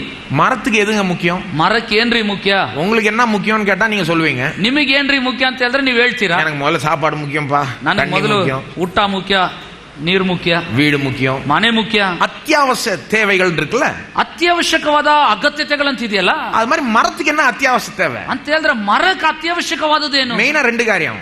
ಮುಖ್ಯವಾಗಿ ಎರಡು ಕಾರ್ಯ. ஒன்னு சூரிய வெளிச்சம், ಒಂದು ಸೂರ್ಯನ ಕಿರಣ, இன்னொன்னு தண்ணீர். ಇನ್ನೊಂದು ನೀರು. தண்ணீர் இல்லனா சூரிய வெளிச்சம் இருந்தா கூட மரம் செத்துரும். ನೀರು ಇಲ್ಲದಿದ್ರೆ ಸೂರ್ಯನ ಕಿರಣಗಳೇ ಇದ್ರೂ ಮರ ಸತ್ತೋಗ್ತದೆ. தண்ணீர் இல்லாம மரம் பொழைக்க முடியாது. ನೀರಿಲ್ಲದೆ ಯಾರು ಬದುಕಲಿಕ್ಕೆ ಆಗಲ್ಲ. தண்ணீர் இருந்தா நல்லா தலை தோங்கும் மரம். ನೀರಿದ್ರೆ ಮರ ಬಹಳ ಸುಂದರವಾಗಿ ಬೆಳೆದು ನಿಲ್ತದೆ. இந்த மரம் எப்படி இருக்கான்? ಈ ಮರ ಹೇಗಿರ್ತದೆ? தண்ணீர் ஒருபோதும் இந்த மரத்துக்கு குறைவே இருக்காது. ನೀರಿನ ಕಾಲುವೆಯಲ್ಲಿ ಇರೋದ್ರಿಂದ ಈ ಮರಕ್ಕೆ ನೀರಿನ ಕೊರತೆ ಅನ್ನೋದೇ ಯಾವಾಗ್ಲೂ ಇರೋಲ್ಲ. மரத்தை விடுங்க, மனுஷனுக்கே தண்ணி எவ்வளவு முக்கியம். ಮರನ ಬಿಟ್ಬಿಡ್ರಿ, ಮನುಷ್ಯನಿಗೆ ನೀರು ಎಷ್ಟೊಂದು ಅಗತ್ಯ. அதை பத்தி சண்டை போட்டுக்கிறாங்க தண்ணியை வச்சுக்கிட்டு. ಇದು ನೀರಿನಿಟ್ಟು ಅನೇಕರು ಜಗಳ ಮಾಡ್ಕೊಳ್ತಾರೆ. எவ்வளவு சண்டை வருது தண்ணினால. ನೀರಿಂದ ಎಷ್ಟೊಂದು ಜಗಳ ಬರ್ತದೆ. இன்னும் கேட்டா வருங்காலத்துல சில ஆட்கள் சொல்றாங்க தண்ணினால இன்னும் நிறைய போர்கள்லாம் வரும், வார்ஸ் எல்லாம் வரும். ಇನ್ನು ಕೆಲವೊಬ್ಬರೆಲ್ಲ ಹೇಳ್ತಾರೆ ನೀರ್ ನಿಮಿತ್ತ ಅನೇಕ ಯುದ್ಧಗಳೆಲ್ಲ ಬರೋ ದಿನಮಾನಗಳು ಬರ್ತದೆ ಅಂತ. ஆனா ಆದ್ರೆ பாவம் செய்யாம பாவிகளோட சேர்ந்து அவர்கள மாதிரி வாழாம கர்த்தருக்கு பயந்து வாழுகிற மனுஷனுக்கு தண்ணி கஷ்டம் வரவே வராதுன்ற. ದುಷ್ಟರಂತೆ ನಡೆಯದೆ ಪಾಪಾತ್ಮರ ಮಾರ್ಗದಲ್ಲಿ ನಿಂತುಕೊಳ್ಳದೆ ಅವರೊಂದಿಗೆ ನೀನು ವ್ಯವಹರಿಸದೆ ಇರೋವನಿಗೆ ನೀರಿನ ಕಷ್ಟ ಅಭಾವ ಉಂಟಾಗಲಂತ ದೇವರು ಹೇಳ್ತಿದ್ದಾರೆ. தண்ணி கஷ்டம் வராத ஒரு மரத்தை போல இருப்பான்றாரு. ನೀರಿನ ಕಷ್ಟ ಬರದಂತ ಒಬ್ಬ ಮರದಂತೆ ನೀನು ಇರ್ತೀಯ. வெறும் தண்ணியை பத்தி பேசலங்க, ಬರೀ ನೀರ್ ಕುರಿತು ಹೇಳ್ತಿಲ್ಲ. மரத்துக்கு எப்படி தண்ணி முக்கியமோ நமக்கு அத்தியாவசிய தேவைகளும் இருக்கு. ನೀ ಮರಕ್ಕೆ ಹೇಗ್ ನೀರ್ ಮುಖ್ಯನೋ ನಮಗೂ ಅತ್ಯವಶ್ಯಕ ಅಗತ್ಯತೆಗಳಿವೆ. நமக்கு தண்ணி மட்டும் இருந்தா போதுமா? ನಮ್ಗೆ ನೀರ್ ಮಾತ್ರ ಇದ್ರೆ ಸಾಕಾ? கிடையாது. ಇಲ್ಲವೇ ಇಲ್ಲ. நம்முடைய தண்ணீர் என்னது? ನಮ್ಮ ನೀರು ಏನು? எவ்வளவு காரியங்கள் இருக்கு. ಎಷ್ಟೋ ಕಾರ್ಯಗಳಿವೆ. ஒரு நல்ல வீடு, ಒಂದು ಉತ್ತಮ ಮನೆ, நல்ல உங்க பிள்ளைகளுக்கு நல்ல படிப்பு, ನಿಮ್ಮ ಮಕ್ಕಳಿಗೆ ಉತ್ತಮ ವಿದ್ಯಾಭ್ಯಾಸ, நல்ல துணிமணிகள், ಒಳ್ಳೆ ವಸ್ತ್ರ, நல்ல ஒரு வேலை, ಒಳ್ಳೆ ಕೆಲಸ, நல்ல ஒரு முன்னேற்றம், ಒಳ್ಳೆ ಮುಂದುವರಿಕೆ, இதெல்லாம் முக்கியமா உங்களுக்கு? ಇವೆಲ್ಲ ನಿಮಗೆ ಮುಖ್ಯನಾ? அத்தியாவசிய தேவையா? ಅತ್ಯವಶ್ಯಕತೆ. பிள்ளைக்கு ஒரு நல்ல ஸ்கூலுக்கு அனுப்பணும்ன்றது அத்தியாவசிய தேவையா? ನಿಮ್ಮ ಮಕ್ಕಳನ್ನ ಉತ್ತಮ ಶಾಲೆ ಕಲಿಸಬೇಕನ್ನೋದು ಪ್ರಾಮುಖ್ಯನಾ? ஒரு நல்ல படிப்பு நீங்க தரணும்ன்றது ஒரு முக்கியமான தேவையா? ಉತ್ತಮವಾದ ವಿದ್ಯೆ ಕೊಡಬೇಕನ್ನೋದು ಅತ್ಯವಶ್ಯಕನಾ? புள்ள வளர்ந்து ஒரு நல்ல வேலை கிடைக்கணும்ன்றது அத்தியாவசிய தேவையா? ನಿಮ್ಮ ಮಕ್ಕಳು ಚೆನ್ನಾಗಿ ಬೆಳೆದು ಒಳ್ಳೆ ಕೆಲಸದಲ್ಲಿ ಇರಬೇಕಾದ அது ಅತ್ಯವಶ್ಯಕ. அந்த மரத்துக்கு தண்ணி எப்படியோ நமக்கு இதெல்லாம். ಮರಕ್ಕೆ ನೀರು ಹೇಗನೋ ನಮಗೂ ಇವೆಲ್ಲವೂ ಹಾಗೇನೆ. இந்த சங்கீதம் என்ன சொல்லுது? ಈ ಕೀರ್ತನೆಯಲ್ಲಿ ಏನ್ ಹೇಳ್ತಾನೆ? கர்த்தருக்கு பயந்து வாழுகிற மனுஷன், ಕರ್ತನಿಗೆ ಭಯಪಟ್ಟು ಬದುಕುವ ಮನುಷ್ಯ, இரவும் பகலும் ஒரே கவனத்தோட வாழ்ற மனுஷன், ಹಗಲು ಹಿರಲು ಒಂದೇ ಗಮನ ಹರಿಸಿ ಬದುಕುವವನು. என்ன கவனம்? ಏನ್ ಗಮನ? கடவுளை பிரியப்படுத்தணும், ದೇವರನ್ನು ಮೆಚ್ಚಿಸಬೇಕು, அவருக்கு என்ன பிடிக்கும் என்ன பிடிக்காதுன்னு கரெக்டா தெரிஞ்சு வச்சுட்டு அதன்படி வாழணும். ಆತನಿಗೆ ಯಾವ್ದು ಇಷ್ಟ ಯಾವ್ದು ಇಷ್ಟ ಇಲ್ಲ ಎಂಬುದನ್ನು ಸರಿಯಾಗಿ ತಿಳ್ಕೊಂಡು இப்படின்னு ஒரு மனுஷன் வாழ்ந்தானா, ಈ ರೀತಿ ಒಬ್ಬ ಮನುಷ್ಯನ್ ಬದುಕಿದ್ರೆ அவனுக்கு எந்த அத்தியாவசிய தேவையும் குறைவுபடவே படாது. ಅವನ ಅತ್ಯವಶ್ಯಕತೆ ಅಗತ್ಯಗಳಲ್ಲಿ ಯಾವುದು ಕೊರತೆ ಪಡಲ್ಲ. அவன் வீட்டுல எப்பவுமே போதுமான பொருளாதாரம் இருக்கும். ಅವನ ಮನೆಯಲ್ಲಿ ಬೇಕಾದಷ್ಟು ಆರ್ಥಿಕತೆ ತುಂಬಿರ್ತದೆ. அவங்க பிள்ளைங்க நல்லா படிச்சு ಅವರ வருவாங்க, ಮಕ್ಕಳು ಚೆನ್ನಾಗಿ ವಿದ್ಯೆಯಲ್ಲಿ ಎದ್ದು நல்ல ಬೆಳೆಯುತ್ತಾರೆ, வேலை இருக்கும், ಉತ್ತಮ ಕೆಲಸ ಇರ್ತದೆ, அவனுக்கு நல்ல ப்ரமோஷன் கிடைக்கும். ಉತ್ತಮ ಉನ್ನತಿ ಉಂಟಾಗ್ತದೆ. அதுதான் சொல்றாருங்க. ಅದಕ್ಕೆ ಹೇಳ್ತಿದ್ದಾನ್ರಿ. அது சொல்லிட்ட பிறகு என்ன சொல்றாரு பாருங்க. ಅಲ್ಲಿ ಹೇಳಿದ್ಮೇಲೆ ಏನ್ ಹೇಳ್ತಾನೆ? தன் காலத்தில் தன் கனியை தந்து, ತನ್ನ ಕಾಲದಲ್ಲಿ ತನ್ನ ತಕ್ಕ ಕಾಲದಲ್ಲಿ ಫಲ ಕೊಟ್ಟು, தன் காலத்தில் தன் கனியை தந்து, ತನ್ನ ಕಾಲದಲ್ಲಿ ತನ್ನ ಫಲವನ್ನು ಕೊಟ್ಟು அப்படின்னு என்ன அர்த்தம்? ಅಂತ ಹೇಳಿದ್ರೆ ಏನು? நடக்க வேண்டிய நேரத்துல கரெக்டா எல்லாம் நடக்கும். ನಡೆಯಬೇಕಾದ ಸಮಯದಲ್ಲಿ ಎಲ್ಲವೂ ಸರಿಯಾಗಿ ನಡೀತದೆ. டைமிங் ಸಮಯ பாருங்க, நடந்தா பத்தாது, கரெக்டா நடக்கணும்ல. ನಡೆದ್ರೆ ಸಾಲದು, ಸರಿಯಾಗಿ ನಡಿಬೇಕು ತಾನೆ. எல்லாத்துக்கும் ஒரு டைம் இருக்குல்ல. ಎಲ್ಲದಕ್ಕೂ ಒಂದು ಸಮಯ ಅಂತ ಇದೆಯಲ್ಲ. படிக்க வேண்டிய நேரத்துல படிக்கணும், ಓದೋ ಸಮಯದಲ್ಲಿ ಓದ್ಬೇಕು, கல்யாணம் செய்யற நேரத்துல கல்யாணம் செய்யணும், ಮದುವೆ ಆಗುವ ಸಮಯದಲ್ಲಿ ಮದುವೆ ಆಗ್ಬೇಕು, வேலை கிடைக்க வேண்டிய நேரத்துல வேலை கிடைக்கணும், ಉದ್ಯೋಗ ಸಿಗೋ ಸಮಯದಲ್ಲಿ ಉದ್ಯೋಗ ಸಿಗ್ಬೇಕು. கரெக்டா? ಅಲ್ವಾ? முக்கியம் தானே நமக்கு. ಅದೆಲ್ಲ ಮುಖ್ಯ ತಾನೆ. திருமணத்துல குறிப்பா பார்க்கலாம் இதை நீங்க. ಮದುವೆಯಲ್ಲಿ ಇದನ್ನು ಬಹಳ ಮುಖ್ಯವಾಗಿ ನೋಡ್ಬೇಕು. குறிப்பா பெண்களுக்கு அலையன்ஸ்லாம் பார்க்கும் போது ரொம்ப யோசிப்பாங்க, இது கரெக்டா நடக்கணுமே, டைமுக்கு நடக்கணுமே. ಅಯ್ಯೋ, ಮುಖ್ಯವಾಗಿ ಹೆಣ್ಮಕ್ಳು ಇದನ್ನು ಯೋಚಿಸ್ತಾರೆ. ಆ ವರನನ್ನು ನೋಡುವಾಗ ಇದು ಸರಿಯಾದ ಸಮಯಕ್ಕೆ ಆಗ್ಬೇಕಲ್ಲ, ಇದು ನಡಿಬೇಕಲ್ಲ ಅಂತ. எப்படி யோசிக்கிறாங்க? நடக்க வேண்டிய நேரத்துல நடக்கணும். ಹೇಗೆ ಯೋಚಿಸ್ತಾರೆ? ನಡೆಯಬೇಕಾದ ಸಮಯದಲ್ಲಿ ಇದು ನಡೆಯಬೇಕು. அதுக்கு எவ்வளவு முயற்சியில இறங்குறாங்க பாருங்க. ಅದಕ್ಕೆ ಎಷ್ಟೋ ಪ್ರಯತ್ನದಲ್ಲಿ ಇಳಿತಾರೆ. கடவுள் என்ன சொல்றாரு? ದೇವ್ರು ಏನ್ ಹೇಳ್ತಾನೆ? நீ கரெக்டா இரவும் பகலும் ஏன் கவனமா இரு நீனு, அப்ப மற்றதெல்லாம் நடக்க வேண்டிய நேரத்துல கரெக்டா நடக்கும். ಹಗಲು ಇರಲು ನೀನು ನನ್ನ ಧ್ಯಾನದಲ್ಲಿ ನೀನು ನಿರತನಾಗಿದ್ರೆ ನಿನಗೆ ನಡೆಯಬೇಕಾದದಲ್ಲ ಸರಿಯಾದ ಸಮಯದಲ್ಲಿ ನಡೀತದೆ. மாப்பிள்ளை பாத்துட்டு இருக்கவங்களுக்கு சொல்றேன், ಮದುವೆ ಗಂಡನಕ್ಕೆ ನೋಡ್ತಿರೋರ್ಗೆ ಹೇಳ್ತಾನೆ, இதுல கவனத்தை செலுத்துங்க. நீங்க ಇದರಲ್ಲಿ ಗಮನ ಹರಿಸ್ರಿ. எதுல? ಯಾವುದ್ರಲ್ಲಿ? பரிசுத்தமா வாழ்றதுல, ಪರಿಶುದ್ಧತೆಯಿಂದ ಬದುಕೋದ್ರಲ್ಲಿ. இரவும் பகலும் தேவனுடைய நியாய பிரமாணங்கள் கட்டளைய பிரமாணங்கள்ல தியானமா இருந்து அதன்படி செய்யறதுல கவனமா இருங்க. ಹಗಲು ಇರಲು ದೇವರ ಧರ್ಮಶಾಸ್ತ್ರದಲ್ಲಿ ಆನಂದ ಪಟ್ಟು ಅದನ್ನು ಧ್ಯಾನಿಸೋದ್ರಲ್ಲಿ ಗಮನ ಹರಿಸಿ. வெறும் மாப்பிள்ளை பார்க்கறதுலே கவனமா இருக்க வேண்டாம். ಬರೀ ವರನನ್ನು ಹುಡುಕೋದ್ರಲ್ಲೇ ಗಮನ ಹರಿಸಬೇಡಿ. வெறும் எல்லா இதுலயும் போய் ப்ரொஃபைல குடுக்கறதுலே கவனமா கவனமா இருக்க வேண்டாம். ಬೇರೆ ಎಲ್ಲದರಲ್ಲೂ ನಿಮ್ಮ ಕುರಿತಾದಂತ ಒಂದು ವಿಷಯಗಳನ್ನು ಕೊಡೋದ್ರಲ್ಲೇ ಗಮನ ಹರಿಸಬೇಡಿ. இதுல கவனமா இருந்தா மற்றதெல்லாம் நடக்க வேண்டிய நேரத்துல கர்த்தர் நடக்க செய்வார். ಇದರಲ್ಲಿ ಗಮನ ಉಳ್ಳವರಾಗಿದ್ರೆ ಇನ್ನಿತರ ಎಲ್ಲಾ ಕಾರ್ಯಗಳನ್ನು ನಡೆಯುವಂತೆ ದೇವರು ತನ್ನ ಕಾರ್ಯವನ್ನು ಮಾಡ್ತಾನೆ. கல்யாணம் நடக்கணுமா? நடக்கும். அது கடவுள் அப்படி செய்வார், நடத்துவார். உங்களை ಮದುವೆ ನಡಿಬೇಕಾ? ನಡೀತದೆ. ದೇವರು ಅದನ್ನು ನಡೆಸಿ ತೋರಿಸ್ತಾನೆ. உங்களுடைய முக்கியமான வேலை என்ன? ನಿಮ್ಮ ಪ್ರಾಮುಖ್ಯವಾದ ಕೆಲಸ கவலைப்பட்டு இருக்கிறது கிடையாது. கவலைப்பட்டு இருக்கிறது, ಚಿಂತೆ ಪಡೋದಲ್ಲ. ஐயோ இது நடக்குமா, இது கரெக்டா டைமுக்கு நடந்துருமா, ಅಯ್ಯೋ ಇದು ನಡೀತದ, ಸರಿಯಾದ ಸಮಯಕ್ಕೆ ಆಗ್ತದ, ஐயோ நான் வேற என்ன செய்யாம விட்டுட்டேன், ಅಯ್ಯೋ ನಾನು ಬೇರೆ ಏನ್ ಮಾಡದೆ ಬಿಟ್ಬಿಟ್ಟಿದ್ದೇನೆ, 10 ಸಭೆயில போய் என்னுடைய ப்ரொஃபைல கொடுத்துட்டு வந்துடுறேன், ಓ ಇನ್ನು 10 ಸಭೆಗಳು ನನ್ನ ಪ್ರೊಫೈಲ್ ಅನ್ನು ಕೊಟ್ಬಿಟ್ಟು ಬಂದ್ಬಿಡ್ತೇನೆ, ஐயோ ஒரு சபையை விட்டுட்டேனே, ಅಯ್ಯೋ ಒಂದ್ ಸಭೆ ಬಿಟ್ಬಿಟ್ನಲ್ಲ, ஐயோ அந்த பாஸ்டர் போய் கேட்காம விட்டுட்டேன், ಅಯ್ಯೋ ಆ ಪಾಸ್ಟರ್ನ ಕೇಳದೆ ಬಿಟ್ಬಿಟ್ನಲ್ಲ. வேண்டாங்க, ಬೇಡ ರೀ. நம்முடைய முக்கியமான வேலை என்ன? ನಮ್ಮ ಪ್ರಾಮುಖ್ಯವಾದ ಕೆಲಸ ಏನು? இரவும் பகலும் தேவனுடைய வேதத்தில் தியானமாய் இருக்கிறது. ಹಗಲು ಇರಲು ದೇವರ ಧರ್ಮಶಾಸ್ತ್ರದಲ್ಲಿ ಧ್ಯಾನ ನಿರತರಾಗಿರೋದು.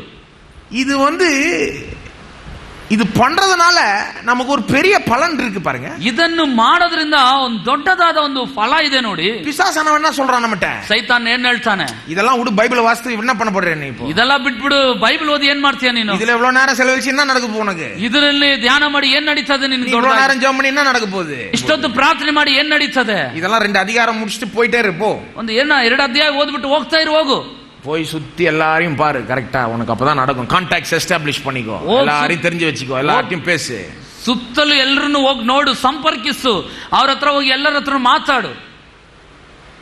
ஒரு 100 பேர்ட்ட பேசினாதான் ஒருத்தன் உனக்கு உதவி செய்வான். ಒಂದು 100 ಜನರ ಹತ್ರ ಆದ್ರೂ ಮಾತಾಡಿದ್ರೇನೆ ಒಬ್ಬರಾದ್ರೂ ಸಹಾಯ ಮಾಡ್ತಾರೆ. எல்லாரும் நம்பரையும் கரெக்டா போன்ல நோட் பண்ணி வச்சுக்கிட்டு எல்லாருக்கும் கரெக்டா எப்பவுமே பேசிக்கிட்டே இரு. ನೀನು ಕರೆಕ್ಟ್ ಆಗಿ ಅವ್ರ ಫೋನ್ ನಂಬರ್ ಎಲ್ಲ ಸರಿಯಾಗಿ ಇಟ್ಕೊಂಡು ಸರಿಯಾದ ಮಾತಾಡ್ತಾನೆ ಇರು.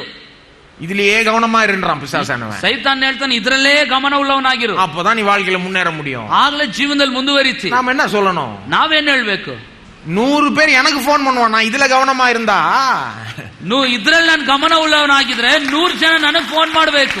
நான் 100 பேருக்கு போன் பண்ண, நான் 100 ಜನಕ್ಕೆ ಫೋನ್ ಮಾಡೋದು ಬೇಕಾಗಿಲ್ಲ. நடக்க வேண்டியதெல்லாம் அது நேரத்துல கரெக்டா தன் காலத்தில் தன் கனியை தருவான். ನಡೆಯಬೇಕಾದದೆಲ್ಲ ತನ್ನ ಕಾಲದಲ್ಲಿ ಸರಿಯಾಗಿ ಅದು ನಡೀತದೆ, ತಕ್ಕ ಕಾಲದಲ್ಲಿ ಫಲ ಕೊಡ್ತಾನೆ. எத்தனையோ பேருக்கு இதை அவங்க வாழ்க்கையில அனுபவிக்காம இருக்கிறாங்க பாருங்க. ಅನೇಕ ಜನರು ತಮ್ಮ ಜೀವನದಲ್ಲಿ ಇದನ್ನು ಅನುಭವಿಸದೇ ಇದ್ದಾರೆ. அவங்க ரொம்ப சோர்வடைறாங்க. அப்பேற்பட்ட ஆட்கள் ಅವರು ಬಹಳ ಬೇಸತ್ತು ಹೋಗ್ತಿದ್ದಾರೆ. ஏங்க எனக்கு நடக்க வேண்டிய நேரத்துல ஒன்னும் நடக்க மாட்டேங்குது, ಯಾಕ್ರಿ ನಡಿಬೇಕಾದ ಸಮಯದಲ್ಲಿ ನನಗೇನು ಆಗ್ತಿಲ್ವಲ್ಲ?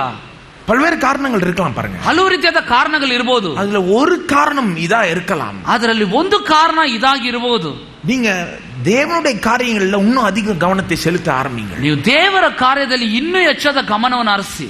எப்படி உங்களுடைய சூழ்நிலை மாறுதுன்னு பாருங்க. ಹೇಗೆ ನಿಮ್ಮ ಸನ್ನಿವೇಶ ಬದಲಾಗ್ತದೆ ಅನ್ನೋದು ನೋಡಿ. வெறும் தேவ பக்தி பரிசுத்தமா வாழ்றது மட்டும் கிடையாது, இந்த எண்ணத்தோட வாழணும். நான் கடவுளுக்கு பயந்து வாழும்போது, அவர் சொல்றபடி செய்யும் போது எனக்கு கரெக்டா எல்லாம் நடக்கும்ன்ற ஒரு எண்ணத்தின்படி வாழணும். ಬರೀ ಭಕ್ತಿ ಪರಿಶುದ್ಧತೆ ಅನ್ನೋದು ಮಾತ್ರವಲ್ಲ, ಇದರಂತೆ ಈ ವಾಕ್ಯವನ್ನು ಧ್ಯಾನಿಸಿ ನಡೆಯುವಾಗ ನನಗೆ ಎಲ್ಲಾ ಕಾರ್ಯಗಳು ತಕ್ಕ ಸಮಯದಲ್ಲಿ ನಡೀತದೆ ಎಂಬ ಯೋಚನೆ ಉಳ್ಳವರಾಗಿ ನಾವು ಬದುಕಬೇಕು. அந்த எண்ணம் முக்கியம் பாருங்க. ಆ ಯೋಚನೆ ಬಹಳ ಮುಖ್ಯ. அப்புறம் சொல்றாரு பாருங்க, அவன் செய்வதெல்லாம் வாய்க்கும். ನಂತರ ಹೇಳ್ತದೆ ಅವನ ಕಾರ್ಯವೆಲ್ಲವೂ ಸಫಲವಾಗುವುದು. செய்வதெல்லாம் வாய்க்கும், ಅವನು ಮಾಡೋದೆಲ್ಲ ಸರಾಗವಾಗ್ತದೆ. அப்படின்னா என்ன அர்த்தம்? ಅಂದ್ರೆ ಏನರ್ಥ? எதை தொட்டாலும் கோல்டுன்றாங்கல்ல சில பேர். ಕೆಲವೊಬ್ರು ಹೇಳ್ತಾರಲ್ಲ, ಏನೇ ಮುಟ್ಟಿದ್ರು ಬಂಗಾರ ಅಂತ. எதை தொட்டாலும் சக்சஸ், ಏನೇ ಮುಟ್ಟಿದ್ರು ಯಶಸ್ವಿ, எதை செஞ்சாலும் சக்சஸ், ಏನೇ ಮಾಡಿದ್ರು ಯಶಸ್ವಿ. அப்படிப்பட்ட ஒரு வாழ்க்கையை கற்பனை செஞ்சு பார்க்க முடியுமா உங்களால? ಅಂತ ಜೀವಿತ ನೀವು ಕಲ್ಪಿಸಿ ನೋಡ್ಲಿಕ್ಕೆ ಆಗ್ತದ? எதை தொட்டாலும் ஒரு பெரிய சக்சஸ். ಏನೇ ಮುಟ್ಟಿದ್ರು ಒಂದು ದೊಡ್ಡ ಯಶಸ್ಸು. உங்க வேலையில ஒரு பெரிய ನಿಮ್ சக்சஸ், ಕೆಲಸದಲ್ಲಿ ಒಂದು ದೊಡ್ಡ ಯಶಸ್ಸು, உங்க குடும்பத்துல ஒரு பெரிய முன்னேற்றம், ನಿಮ್ಮ ಕುಟುಂಬದಲ್ಲಿ ಒಂದು ದೊಡ್ಡ ಮುಂದುವರಿಕೆ, உங்க பிள்ளைகள் நல்லா வர்றது, ನಿಮ್ಮ ಮಕ್ಕಳು ಉತ್ತಮವಾಗಿ ಬೆಳೆದು ಬರೋದು. அப்பேற்பட்ட வாழ்க்கை கொஞ்சம் கற்பனை செஞ்சு ಅಂತ பாருங்க. ಜೀವಿತನ ಸ್ವಲ್ಪ ಕಲ್ಪಿಸಿ ನೋಡಿ, கொஞ்சம் யோசித்து பாருங்க, ಸ್ವಲ್ಪ ಯೋಚನೆ ಮಾಡಿ ನೋಡಿ எப்படி இருக்கும் உங்க வாழ்க்கை, ಹೇಗಿರ್ಬೋದು ನಿಮ್ ಜೀವನ. யாருக்கு இந்த மாதிரி ஒரு வாழ்க்கையை தேவன் வைத்திருக்கிறார்? ಯಾರಿಗೆ ಇಂಥ ಜೀವನ ದೇವರು ಇಟ್ಟಿದ್ದಾನೆ? இரவும் பகலும் அவருடைய பிரமாணங்களில் தியானமாய் இருக்கிற மனுஷன், ಹಗಲು ಇರಲು ಆತನ ಧರ್ಮಶಾಸ್ತ್ರದಲ್ಲಿ ಆನಂದ ಪಡುವ இதே ಮನುಷ್ಯ, கவனத்தோடு வாழ்ற மனுஷன். ಇದನ್ನೇ ಗಮನ ಹರಿಸಿ ಬದುಕುವ ಮನುಷ್ಯನು. அப்ப இது எவ்வளவு முக்கியம் பாருங்க. ಅಂತ ಹೇಳಿದ್ರೆ ಇದು ಎಷ್ಟು ಪ್ರಾಮುಖ್ಯ. ಪ್ರಾಕ್ಟಿಕಲಾ ನಮ್ಮ வாழ்க்கையில ஒவ்வொரு காரியத்தையும் இது அஃபெக்ட் பண்ண போகுது. ಪ್ರಾಯೋಗಿಕವಾಗಿ ಈ ಪ್ರತಿ ಕಾರ್ಯ ನಮ್ಮ ಜೀವನದಲ್ಲಿ ಪ್ರಭಾವ ಬೀರ್ತದೆ. சோ நான் என்ன சொல்ல வரேன், ಏನ್ ಹೇಳಲಿಕ್ಕೆ ಬರ್ತೇನೆ, இதுல ரொம்ப முயற்சியில இறங்க வேண்டும், ಇದರಲ್ಲಿ ಅತಿಯಾದ ಪ್ರಯಾಸದಲ್ಲಿ ಇಳಿಬೇಕು. ன்றது மட்டும் இல்ல, ಇಳಿಬೇಕು ಅನ್ನೋದು ಮಾತ್ರ ಅಲ್ಲ, நம்மளே நாம மோட்டிவேட் பண்ணிக்கணும். ನಮ್ಮನ್ನೇ ನಾವು ಇದರಲ್ಲಿ ಪ್ರೋತ್ಸಾಹಿಸಿಕೊಳ್ಬೇಕು. என்னன்னு சொல்லி மோಟಿವೇಟ್ பண்ணணும், ಏನಂತ ಹೇಳಿ ಪ್ರೋತ್ಸಾಹಿಸ್ಕೋಬೇಕು. நான் இப்படி வாழ்ந்தா நல்லா இருப்பேன், ನಾನು ಹೀಗೆ ಮಾಡಿದ್ರೆ ಚೆನ್ನಾಗಿರ್ತೇನೆ, நான் இப்படி வாழ்ந்தா எனக்கு எல்லாம் கரெக்ட்டா நடக்கும், ಈ ರೀತಿ ನಾನು ಬದುಕಿದ್ರೆ ಎಲ್ಲವೂ ನನಗೆ ಸರಿಯಾಗಿ நான் இப்படி வாழ்ந்தா பெரிய சக்சஸ் ஐ ಈ பார்ப்பேன், ರೀತಿ ಬದುಕಿದ್ರೆ ಉತ್ತಮ ಯಶಸ್ಸು ನೋಡ್ತೇನೆ. அப்படினே செய்யணும் பாருங்க. ಆ ರೀತಿನೇ ಮಾಡ್ತೇವೆ ನೋಡಿ. ಅದ ಮನಸ್ಸಲ್ಲಿ வெச்சிக்கிட்டே செய்யணும், ಅದನ್ನು ಮನಸ್ಸಿನಲ್ಲಿ ಇಟ್ಕೊಂಡೇ ಮಾಡಬೇಕು. ವಿಶ್ವಾಸத்தோட ಪರಿಶುದ್ಧமா வாழணும், ವಿಶ್ವಾಸದೊಂದಿಗೆ ಪರಿಶುದ್ಧದಿಂದ ಬದುಕಬೇಕು. ವಿಶ್ವಾಸத்தோட ಪರಿಶುದ್ಧமா, ವಿಶ್ವಾಸದೊಂದಿಗೆ ಪರಿಶುದ್ಧತೆಯಲ್ಲಿ, சும்மா பரிசுத்தமா வாழக்கூடாது. ಸುಮ್ಮನೆ ಪರಿಶುದ್ಧತೆಯಲ್ಲಿ ಬದುಕೋದಲ್ಲ. நிறைய பேர் சும்மா பரிசுத்தமா வாழ்றாங்க பாருங்க. ತುಂಬಾ ಜನರು ಸುಮ್ಮನೆ ಪರಿಶುದ್ಧತೆಯಲ್ಲಿ ಬದುಕ್ತಾರೆ. கடவுளே உம்முடைய சித்தத்தை செய், ಸ್ವಾಮಿ ನಿಮಗೆ ಸ್ತೋತ್ರ, எனக்கு இது போதும், உம்முடைய சித்தம் செஞ்சா போதும், ಸ್ವಾಮಿ ನನಗೆ ಇದು ಸಾಕು, ನೀನು ಚಿತ್ತ ಮಾಡಿದ್ರೆ ಸಾಕು, எனக்கு வேற ஒண்ணும் வேண்டாம், ನನಗೆ ಬೇರೆ ಏನು ಬೇಡ. அதனால தான் வேற ஒண்ணும் வர்றதில்ல. ಆದ್ರಿಂದಲೇ ಬೇರೆ ಯಾವುದು ಬರ್ತಾ ಇಲ್ಲ. அப்படி கிடையாது, ಆ ರೀತಿ ಅಲ್ಲ. நான் காமிக்கிறேன் அடுத்த செஷன்ல உங்களுக்கு. ನಂತರದ ಭಾಗದಲ್ಲಿ ನಿಮ್ಗೆ ತೋರಿಸ್ತೇನೆ. வேதத்துல பரிசுத்தவான்கள் விசுவாசத்தோட பரிசுத்தமா வாழ்ந்தார்கள். ಸತ್ಯವೇದದಲ್ಲಿ ಪರಿಶುದ್ಧ ದೇವ ಜನರು ವಿಶ್ವಾಸದೊಂದಿಗೆ ಪರಿಶುದ್ಧತೆಯಲ್ಲಿ ಬದುಕು. பாவத்தை விட்டு கொடுக்கும் போது கூட விசுவாசத்தோட விட்டு கொடுத்தாங்க. ಪಾಪವನ್ನು ಬಿಟ್ಟು ಕೊಡುವಾಗಲೂ ಸಹ ವಿಶ್ವಾಸದೊಂದಿಗೆ ಬಿಟ್ಟುಕೊಟ್ರು. இத விட்டு கொடுத்தா தேவனை கீழ்ப்படிஞ்சா எனக்கு ஒரு பெரிய ஆசீர்வாதம் வரப்போகுதுன்னு அப்படியே செஞ்சாங்க. ಇದನ್ನು ಬಿಟ್ಟು ಕೊಟ್ರೆ ನನಗೆ ಒಂದು ದೊಡ್ಡ ಆಶೀರ್ವಾದ ದೇವರಿಂದ ಬರ್ಲಿಕ್ಕಿದೆ ಅನ್ನೋದರ ಕಾರಣಕ್ಕೆ ಬಿಟ್ಟುಕೊಟ್ಟಿದ್ದಾರೆ. நான் காமிக்கிறேன் பாருங்க உங்களுக்கு அடுத்த செஷன்ல. ನಂತರದ ಭಾಗದಲ್ಲಿ ತೋರಿಸ್ತೇನೆ. எப்படி பரிசுத்தமா வாழ்றோம்ன்றது ரொம்ப முக்கியம் பாருங்க. ಹೇಗೆ ಪರಿಶುದ್ಧತೆಯಲ್ಲಿ ಬದುಕ್ತೇವೆ ಅನ್ನೋದು ಬಹಳ ಮುಖ್ಯ. சும்மா அப்படியே ரொம்ப ஒரு இது மாதிரி பண்ணிக்க கூடாது. ಸುಮ್ಮನೆ ಒಂದು ರೀತಿಯಲ್ಲಿ ತೋರಿಸ್ಕೋಬಾರದು. அது ரொம்ப தேவ பக்தி அப்படின்னு நினைச்சுக்கிறாங்க. ತುಂಬಾ ಅತಿಯಾದ ದೇವ ಭಕ್ತಿ ಅಂತ ನೆನೆಸ್ತಾರೆ. ஆண்டவரே எனக்கு உம்முடைய சித்தத்தை செய்தா போதும், வேற ஒண்ணும் வேண்டாம். ಸ್ವಾಮಿ ನಾನು ನಿನ್ನ ಚಿತ್ತ ನೆರವೇರಿಸಿದ್ರೆ ಸಾಕು, ಬೇರೆ ಏನು ಬೇಡ. அப்படி ஒன்றும் வாழல தேவனுடைய ஜனம், தேவனுடைய பெரிய பெரிய பரிசுத்தவான்கள் நான் காமிக்கிறேன், அப்படி வாழல. ದೇವ ಜನರು ಸತ್ಯವೇದದಲ್ಲಿರುವ ದೊಡ್ಡ ದೊಡ್ಡ ಪರಿಶುದ್ಧರು ಆ ರೀತಿ ಬದುಕಲಿಲ್ಲ. ತೋರಿಸ್ತೇನೆ எப்படி திரும்ப வாழ்ந்தாங்க, ಹೇಗೆ ಬದುಕಿದ್ರು ಗೊತ್ತಾ? நான் பாவம் செய்யாம தேவனை கீழ்ப்படிஞ்சா எனக்கு தேவன் ஒரு பெரிய ஆசீர்வாதத்தை வச்சிருக்கிறார், பெரிய பலனை, பெரிய லாபத்தை வச்சிருக்கிறார், அதை அடைய போகிறேன். அப்படி ஒரு நோக்கத்தோட, ஒரு குறிப்பிட்ட நோக்கத்தோட ಪರಿಶುದ್ಧமா வாழ்ந்தாங்க. ಪಾಪ ಮಾಡದೆ ದೇವರಿಗೆ ವಿಧೇಯನಾಗಿ ನಾನು ಬದುಕೋದ್ರಿಂದ ದೇವರು ನನಗೆ ದೊಡ್ಡ ಪ್ರತಿಫಲವನ್ನು ಇಟ್ಟಿದ್ದಾನೆ ಮತ್ತು ಗುರಿಯಲ್ಲಿ ಒಂದು ದೊಡ್ಡ ದೃಷ್ಟಿಕೋನದಲ್ಲಿ ಅವರು ಬದುಕಿ ತೋರಿಸಿದ್ದಾರೆ. அப்படிதான் நாம வாழ வேண்டும். ಹಾಗೇನೆ ನಾವು ಬದುಕಬೇಕು. அப்படியே மோட்டிவேட் பண்ணிக்கணும் நம்ம. ಹಾಗೆ ನಮ್ಮನ್ನು ನಾವು ಪ್ರೋತ್ಸಾಹಿಸಿಕೊಳ್ಳಬೇಕು. இத நம்ம அடுத்த செஷன் ಕಂಟಿನ್ಯೂ பண்ணுவோம். ಇದು ನಂತರದ ಭಾಗದಲ್ಲಿ ನಾವು குறிப்பா நான் இத தான் காமிக்க போறேன். ಮುಂದುವರಿಸಿ ನಾನು ಇದನ್ನೇ ತೋರಿಸಲಿಕ್ಕಿದ್ದೇನೆ. எப்படி ஒரு நோக்கத்தோட பரிசுத்தமா வாழும்போது அதற்கேற்ற பலன், ஆசீர்வாதத்தை நம்ம ಅನುಭವಿக்க முடியும். ಹೇಗೆ ಒಂದು ಉದ್ದೇಶ ಭರಿತವಾಗಿ ನಾವು ಪರಿಶುದ್ಧತೆಯಲ್ಲಿ ಬದುಕುವಾಗ ಅದಕ್ಕೆ ಬರಬೇಕಾದ ಆಶೀರ್ವಾದ, ಪ್ರತಿಫಲ ಹೇಗೆ ಉಂಟಾಗ್ತದೆ. ஹல்லேலூயா, ஹல்லேலூயா. ரொம்ப சந்தோஷமா இருக்கு. ಎಷ್ಟು ಜನ ಸಂತೋಷಕರವಾಗಿದೆ. அதாவது வெற்றியை எங்கேயும் தேடக்கூடாது ಅಂತ ಹೇಳಿದ್ರೆ ಯಶಸ್ಸನ್ನ ಎಲ್ಲೂ ಹುಡುಕ್ಬೇಕಾಗಿಲ್ಲ. உங்களுக்கு உள்ளே இருக்குதுன்றதை எடுத்து காமிச்சிட்டாரு. ಒಳಗೇನೆ ಇದೆ ಅನ್ನೋದನ್ನ ತೆಗೆದು ತೋರಿಸ್ತಾ ಇದ್ದಾರೆ. ಆಮೆನ್. ரொம்ப அருமையாக அது இப்போ காலையில் செஷன்லாம் நீங்கள் எவ்வளோ கவனிச்சிங்கன்னு தெரியல. பரிசுத்தத்தில் எல்லாம் லிங்க் இருக்குது. அந்த பரிசுத்தத்தில் தான் வெற்றி இருக்குது, பரிசுத்தத்தில் தான் சந்தோஷம், சமாதானம், நிறைவு எல்லாமே உள்ளதாக இருக்குது. ಬೆಳಗಿನ ಭಾಗದಲ್ಲಿ ಎಷ್ಟು ಜನ ಗಮನಿಸಿದ್ರು ಗೊತ್ತಿಲ್ಲ, ಈ ಪರಿಶುದ್ಧತೆಯಲ್ಲೇ ಎಲ್ಲ ಜೋಡಿಸಲ್ಪಟ್ಟಿದೆ. ಯಶಸ್ಸು, ತೃಪ್ತಿ, ಉಲ್ಲಾಸ, ಸಂತೋಷ ಇವೆಲ್ಲವೂ ಅದರಲ್ಲೇ ಜೋಡಿಸಲ್ಪಟ್ಟಿದೆ. ಆಮೆನ್. கூட ஒரு அருமையான வார்த்தை. அதாவது பழைய உடன்படிக்கையில் இருக்கிறவங்க பிரமாணத்தை கஷ்டப்பட்டு செஞ்சாங்க. அவர் ಇದು ಉತ್ತಮ ಪದ ನೋಡ್ರಿ. ಹಲವು ಒಡಂಬಡಿಕೆಯಲ್ಲಿದ್ದಂತ ಜನ ಈ ಧರ್ಮಶಾಸ್ತ್ರನ ಕಷ್ಟಪಟ್ಟು ಮಾಡಿದ್ರು. புது உடன்படிக்கையில நம்ம இஷ்டப்பட்டு செய்யறோம். ಹೊಸ ಒಡಂಬಡಿಕೆಯಲ್ಲಿ ನಾವು ಅದನ್ನು ಇಷ್ಟಪಟ್ಟು ಮಾಡ್ತೇವೆ. அவன் உபச்சாரம் செய்யாதிருப்பாக, பொய் சொல்லாதிருப்பாயாக, களவு செய்யாதிருப்பாயன்றதுக்காக அவன் அதுக்காக ஒரு முயற்சி எடுக்கிறான். அவன் ವ್ಯಭಿಚಾರ ಮಾಡಬಾರದು, ಕದಿಯಬಾರದು, ಸುಳ್ಳಾಡಬಾರದು ಅನ್ನೋದಕ್ಕೆ ಅವನು ದೊಡ್ಡ ಪ್ರಯತ್ನ ಪಡ್ತಾನೆ. புதிய உடன்படிக்கையில பாருங்க, ரொம்ப அருமையா இருக்கு. ಹೊಸ ಒಡಂಬಡಿಕೆಯಲ್ಲಿ ನೋಡ್ರಿ ಬಹಳ ಚೆನ್ನಾಗಿದೆ. நான் செய்ய மாட்டேன்றோம், ನಾನು ಮಾಡೋದಿಲ್ಲ. அதுல செய்யாதிருப்பாயாகன்றது அதுல செய்ய மாட்டேன்றோம். நம்ம ಅದು ಮಾಡಬಾರ್ದಂತಿದೆ, ಇದರಲ್ಲಿ ಮಾಡೋದಿಲ್ಲ ಅಂತ ಬರ್ತದೆ. ಆಮೆನ್. ரொம்ப விசுவாசி. ಅಷ್ಟು ಜನ ನಂಬ್ತೀವಿ. அருமையான வார்த்தைகள், ಸುಂದರವಾದ ವಾಕ್ಯಗಳು. இதுதான் வேணும் நமக்கு. பாருங்க, இதே நமக்கு ಬೇಕಾಗಿರೋ கடவுளுடைய வார்த்தையில அந்த இரவும் பகலும்ன்றதுல ரொம்ப அருமையான, ரொம்ப அந்த சில வார்த்தைகள்லாம் எனக்கு ரொம்ப சந்தோஷமா இருந்தது. அது ದೇವರ ವಾಕ್ಯ ಹಗಲು ಇರುಳು ಅನ್ನೋದು ನನಗೆ ಬಹಳ ಆಶೀರ್ವಾದಕರವಾಗಿದೆ. எல்லாத்துலயுமே கர்த்தர் வந்து அந்த சபைகளுக்குள்ளாக எப்படி இதை செய்யணும்னு பவுல் சொல்லித்தர அந்த கிருபையான வகையில பிரமாணத்தை எப்படி செய்யணும்னு சொல்லி கொடுக்குறாரு. ಎಲ್ಲವನ್ನು ಹೇಳ್ಕೊಡುವಾಗ ಪೌಲನು ಕೃಪೆಯೊಂದಿಗೆ ಅವುಗಳನ್ನು ಹೇಗೆ ಮಾಡಬೇಕನ್ನೋದು ಹೇಳ್ಕೊಡ್ತಾನೆ. அதான் ரொம்ப முக்கியம் பாருங்க. ಇದೇ ಬಹಳ ಮುಖ್ಯ ನೋಡಿ. அதாவது கர்த்தர் எப்படி அதை நம்ம வாழ்க்கையில் நிறைவேற்றி காமிச்சார்ன்றதை வெளிப்படுத்துறாரு. ದೇವರು ನಮ್ಮ ಜೀವನದಲ್ಲಿ ಅದನ್ನು ಹೇಗೆ ನೆರವೇರಿಸಿ ತೋರಿಸ್ತಾನದು ಅಷ್ಟು ಪ್ರಾಮುಖ್ಯ ನೋಡಿ. ಆಮೆನ್. இதுல தியானமா இருந்தா கால் நமக்கு வரும், நம்ம யாருக்கும் கால் பண்ண தேவை கிடையாது. ಇದರಲ್ಲಿ ಧ್ಯಾನರಾಗಿದ್ರೆ ನಾವು ಯಾರು ಕಾಲ್ ಮಾಡ್ಬೇಕಲ್ಲ, ಕಾಲ್ ನಮಗ್ ಬರ್ತದೆ. எத்தனை பேர் அப்படி விசுவாசிக்கிறீங்க? ಆ ರೀತಿ ನಂಬ್ತೀರಾ? நான் விசுவாசிக்கிறேன். ನಾನು ನಂಬ್ತೇನೆ ನೋಡಿ. நமக்கு கால் வரும், ನಮಗೆ ಕರೆ ಬರ್ತದೆ. ಕಾಲ್ எனக்கு வரும். ಹೇಳ್ರಿ ಕರೆ ಬರ್ತದೆ. சொல்லுங்க பொருளாதாரம் என்ன தேடி வரும். ಹೇಳ್ರಿ ಆರ್ಥಿಕತೆ ಹುಡುಕಿ ಬರ್ತದೆ. சொல்லுங்க என் பிள்ளைகளுக்கு வரன் தேடி வரும். ಸೌಖ್ಯ ನನ್ನ ಮಕ್ಕಳಿಗೆ ಸರಿಯಾದ ವರರು ಬರ್ತಾರೆ. ஏன்னா கர்த்தர் தான் அதெல்லாம் செய்யறவர். அது ದೇವರೇ ಅದನ್ನೆಲ್ಲ ಮಾಡ್ತಾನೆ. நம்ம போய் எடுக்கிற முயற்சி இல்ல, நம்மள தேடி வரும்படி செய்யறாரு பாருங்க. ನಾವು ತೆಗೆಯುವ ಪ್ರಯಾಸ ಅಲ್ಲ, ನಮ್ಮನ್ನು ಹುಡುಕಿ ಬರುವಂತೆ ದೇವರು ಮಾಡ್ತಾನೆ. ಆಮೆನ್. ಆಮೆನ್.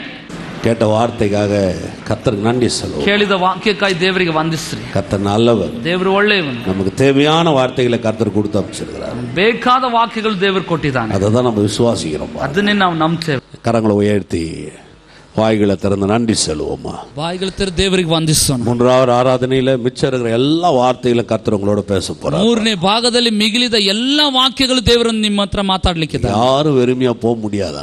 ಯಾರು ಬರಿದಾಗಿ ಹೋಗ್ಲಿಕ್ಕೆ ಸಾಧ್ಯವಿಲ್ಲ. கர்த்தர் உங்க வாழ்க்கையை நிரப்ப வல்லவராரு. ದೇವರು ನಿಮ್ಮ ಜೀವಿತವನ್ನು ತುಂಬಿಸಲು ಶಕ್ತನಾಗಿದ್ದಾನೆ. நாங்க எல்லா முகத்தை பார்க்கிறோம், கர்த்தர் உங்க இருதயத்தை பார்க்கிறார். ನಾವು ಮುಖಗಳು ನೋಡಿದ್ರೆ ದೇವರು ನಿಮ್ಮ ಅಂತರಂದ್ರವನ್ನೇ ನೋಡ್ತಿದ್ದಾನೆ. தேவையான வார்த்தைகளெல்லாம் அப்படியே கொட்டுவார். ನಿಮಗೆ ಬೇಕಾಗಿರೋ ವಾಕ್ಯಗಳನ್ನೆಲ್ಲ ಸುರಿಸ್ತಾನೆ ನೋಡಿ. ஆமென். ஓ நன்றி ವಂದನೆ ದೇವರೇ. தகப்பனே நன்றி. ತಂದೆ ನಿನಗೆ ವಂದನೆ. வார்த்தை எங்களுக்காக இறங்கி வந்தது. ವಾಕ್ಯವು ನಮಗ ಇಳಿದು ಬಂದಿದೆಯಲ್ಲ. ಸ್ತೋತ್ರಂ ತಗಪ್ಪನೆ. ಸ್ತೋತ್ರ ಸ್ತೋತ್ರ ಸ್ತೋತ್ರ. இதை விட ஆண்டவரே ஸ்லாக்கியம் எதுவும் இல்ல. ಇದಕ್ಕಿಂತ ಒಂದು ಭಾಗ್ಯದಾಯಕ ಯಾವುದೊಂದು ಇಲ್ಲ. ಅರುமையான வார்த்தைகளால் எங்களோட இடை கொண்டீரே. ಸುಂದರವಾದ ವಾಕ್ಯದೊಂದಿಗೆ ನಮ್ಮೊಂದಿಗೆ ಕ್ರಿಯೆ ಮಾಡಿದೆ ಅಲ್ಲ ದೇವರೇ. ವಂದನೆ. நன்றி ವಂದನೆ ರಾಜ. தகப்பனே இப்பொழுதும் 2 ஆராதனை நீ மகிமைப்பட்டீர். அதுக்காக ತಂದೆ ಕಳೆದ 2 ಆರಾಧನೆ ನೀನು ಮಹಿಮೆ ಹೊಂದಿದ್ದಕ್ಕಾಗಿ ವಂದನೆ. ஆராதனை நாங்கள் ஆண்டவரே ಕಾத்து கொண்டிருக்கிறோம். 3ನೇ ಆರಾಧನೆಗಾಗಿ ನಾವು ಕಾದಿದ್ದೇವೆ. மகிமையின் மேல் மகிமைன்னு சொல்லியிருக்கிறீர். ಮಹಿಮೆ ಮೇಲೆ ಮಹಿಮೆ ಅಂತ ಹೇಳಿದಿ. இன்னும் தேவையான சகல வார்த்தைகளும் கர்த்தாவே எங்களுக்காக வரப்போகிறபடினால ಬೇಕಾಗಿರೋದು ಎಲ್ಲವೂ ದೇವರೇ ಬರುವ ವಾಕ್ಯದಲ್ಲಿ ದೊರೆಯಲಿಕ್ಕಿರೋದಕ್ಕಾಗಿ ಸ್ತೋತ್ರ. ஆண்டவர் வந்த ஒவ்வொருத்தரையும் ஆசீர்வதித்திருக்கிறதுக்காக ಬಂದ ಪ್ರತಿಯೊಬ್ಬರನ್ನು ಆಶೀರ್ವದಿಸಿದಿ ಸ್ತೋತ್ರ. நல்ல உணவை உண்டு ಉತ್ತಮ ಆಹಾರ கலப்பை நீக்கி போட்டு ಎಲ್ಲಾ ಬೇಸರತನ ನೀಗಿ ಉತ್ಸಾಹத்தோடு ಉತ್ಸಾಹದಿಂದ ಆರಾಧನೆ நாங்கள் கலந்து கொள்வோம். 3ನೇ ಆರಾಧನೆ ನಾವು ಭಾಗವಹಿಸಲು ಸಹಾಯ ಮಾಡು. ನಿನಗೆ ವಂದನೆ ದೇವರೇ. ನಾಮ ಮಹಿಮೆ ಹೊಂದಲಿ. ಯೇಸು ಕ್ರಿಸ್ತನ ಶಕ್ತಿಯುತ ನಾಮದಲ್ಲಿ ತಂದೆ. ಆಮೆನ್. ಆಮೆನ್.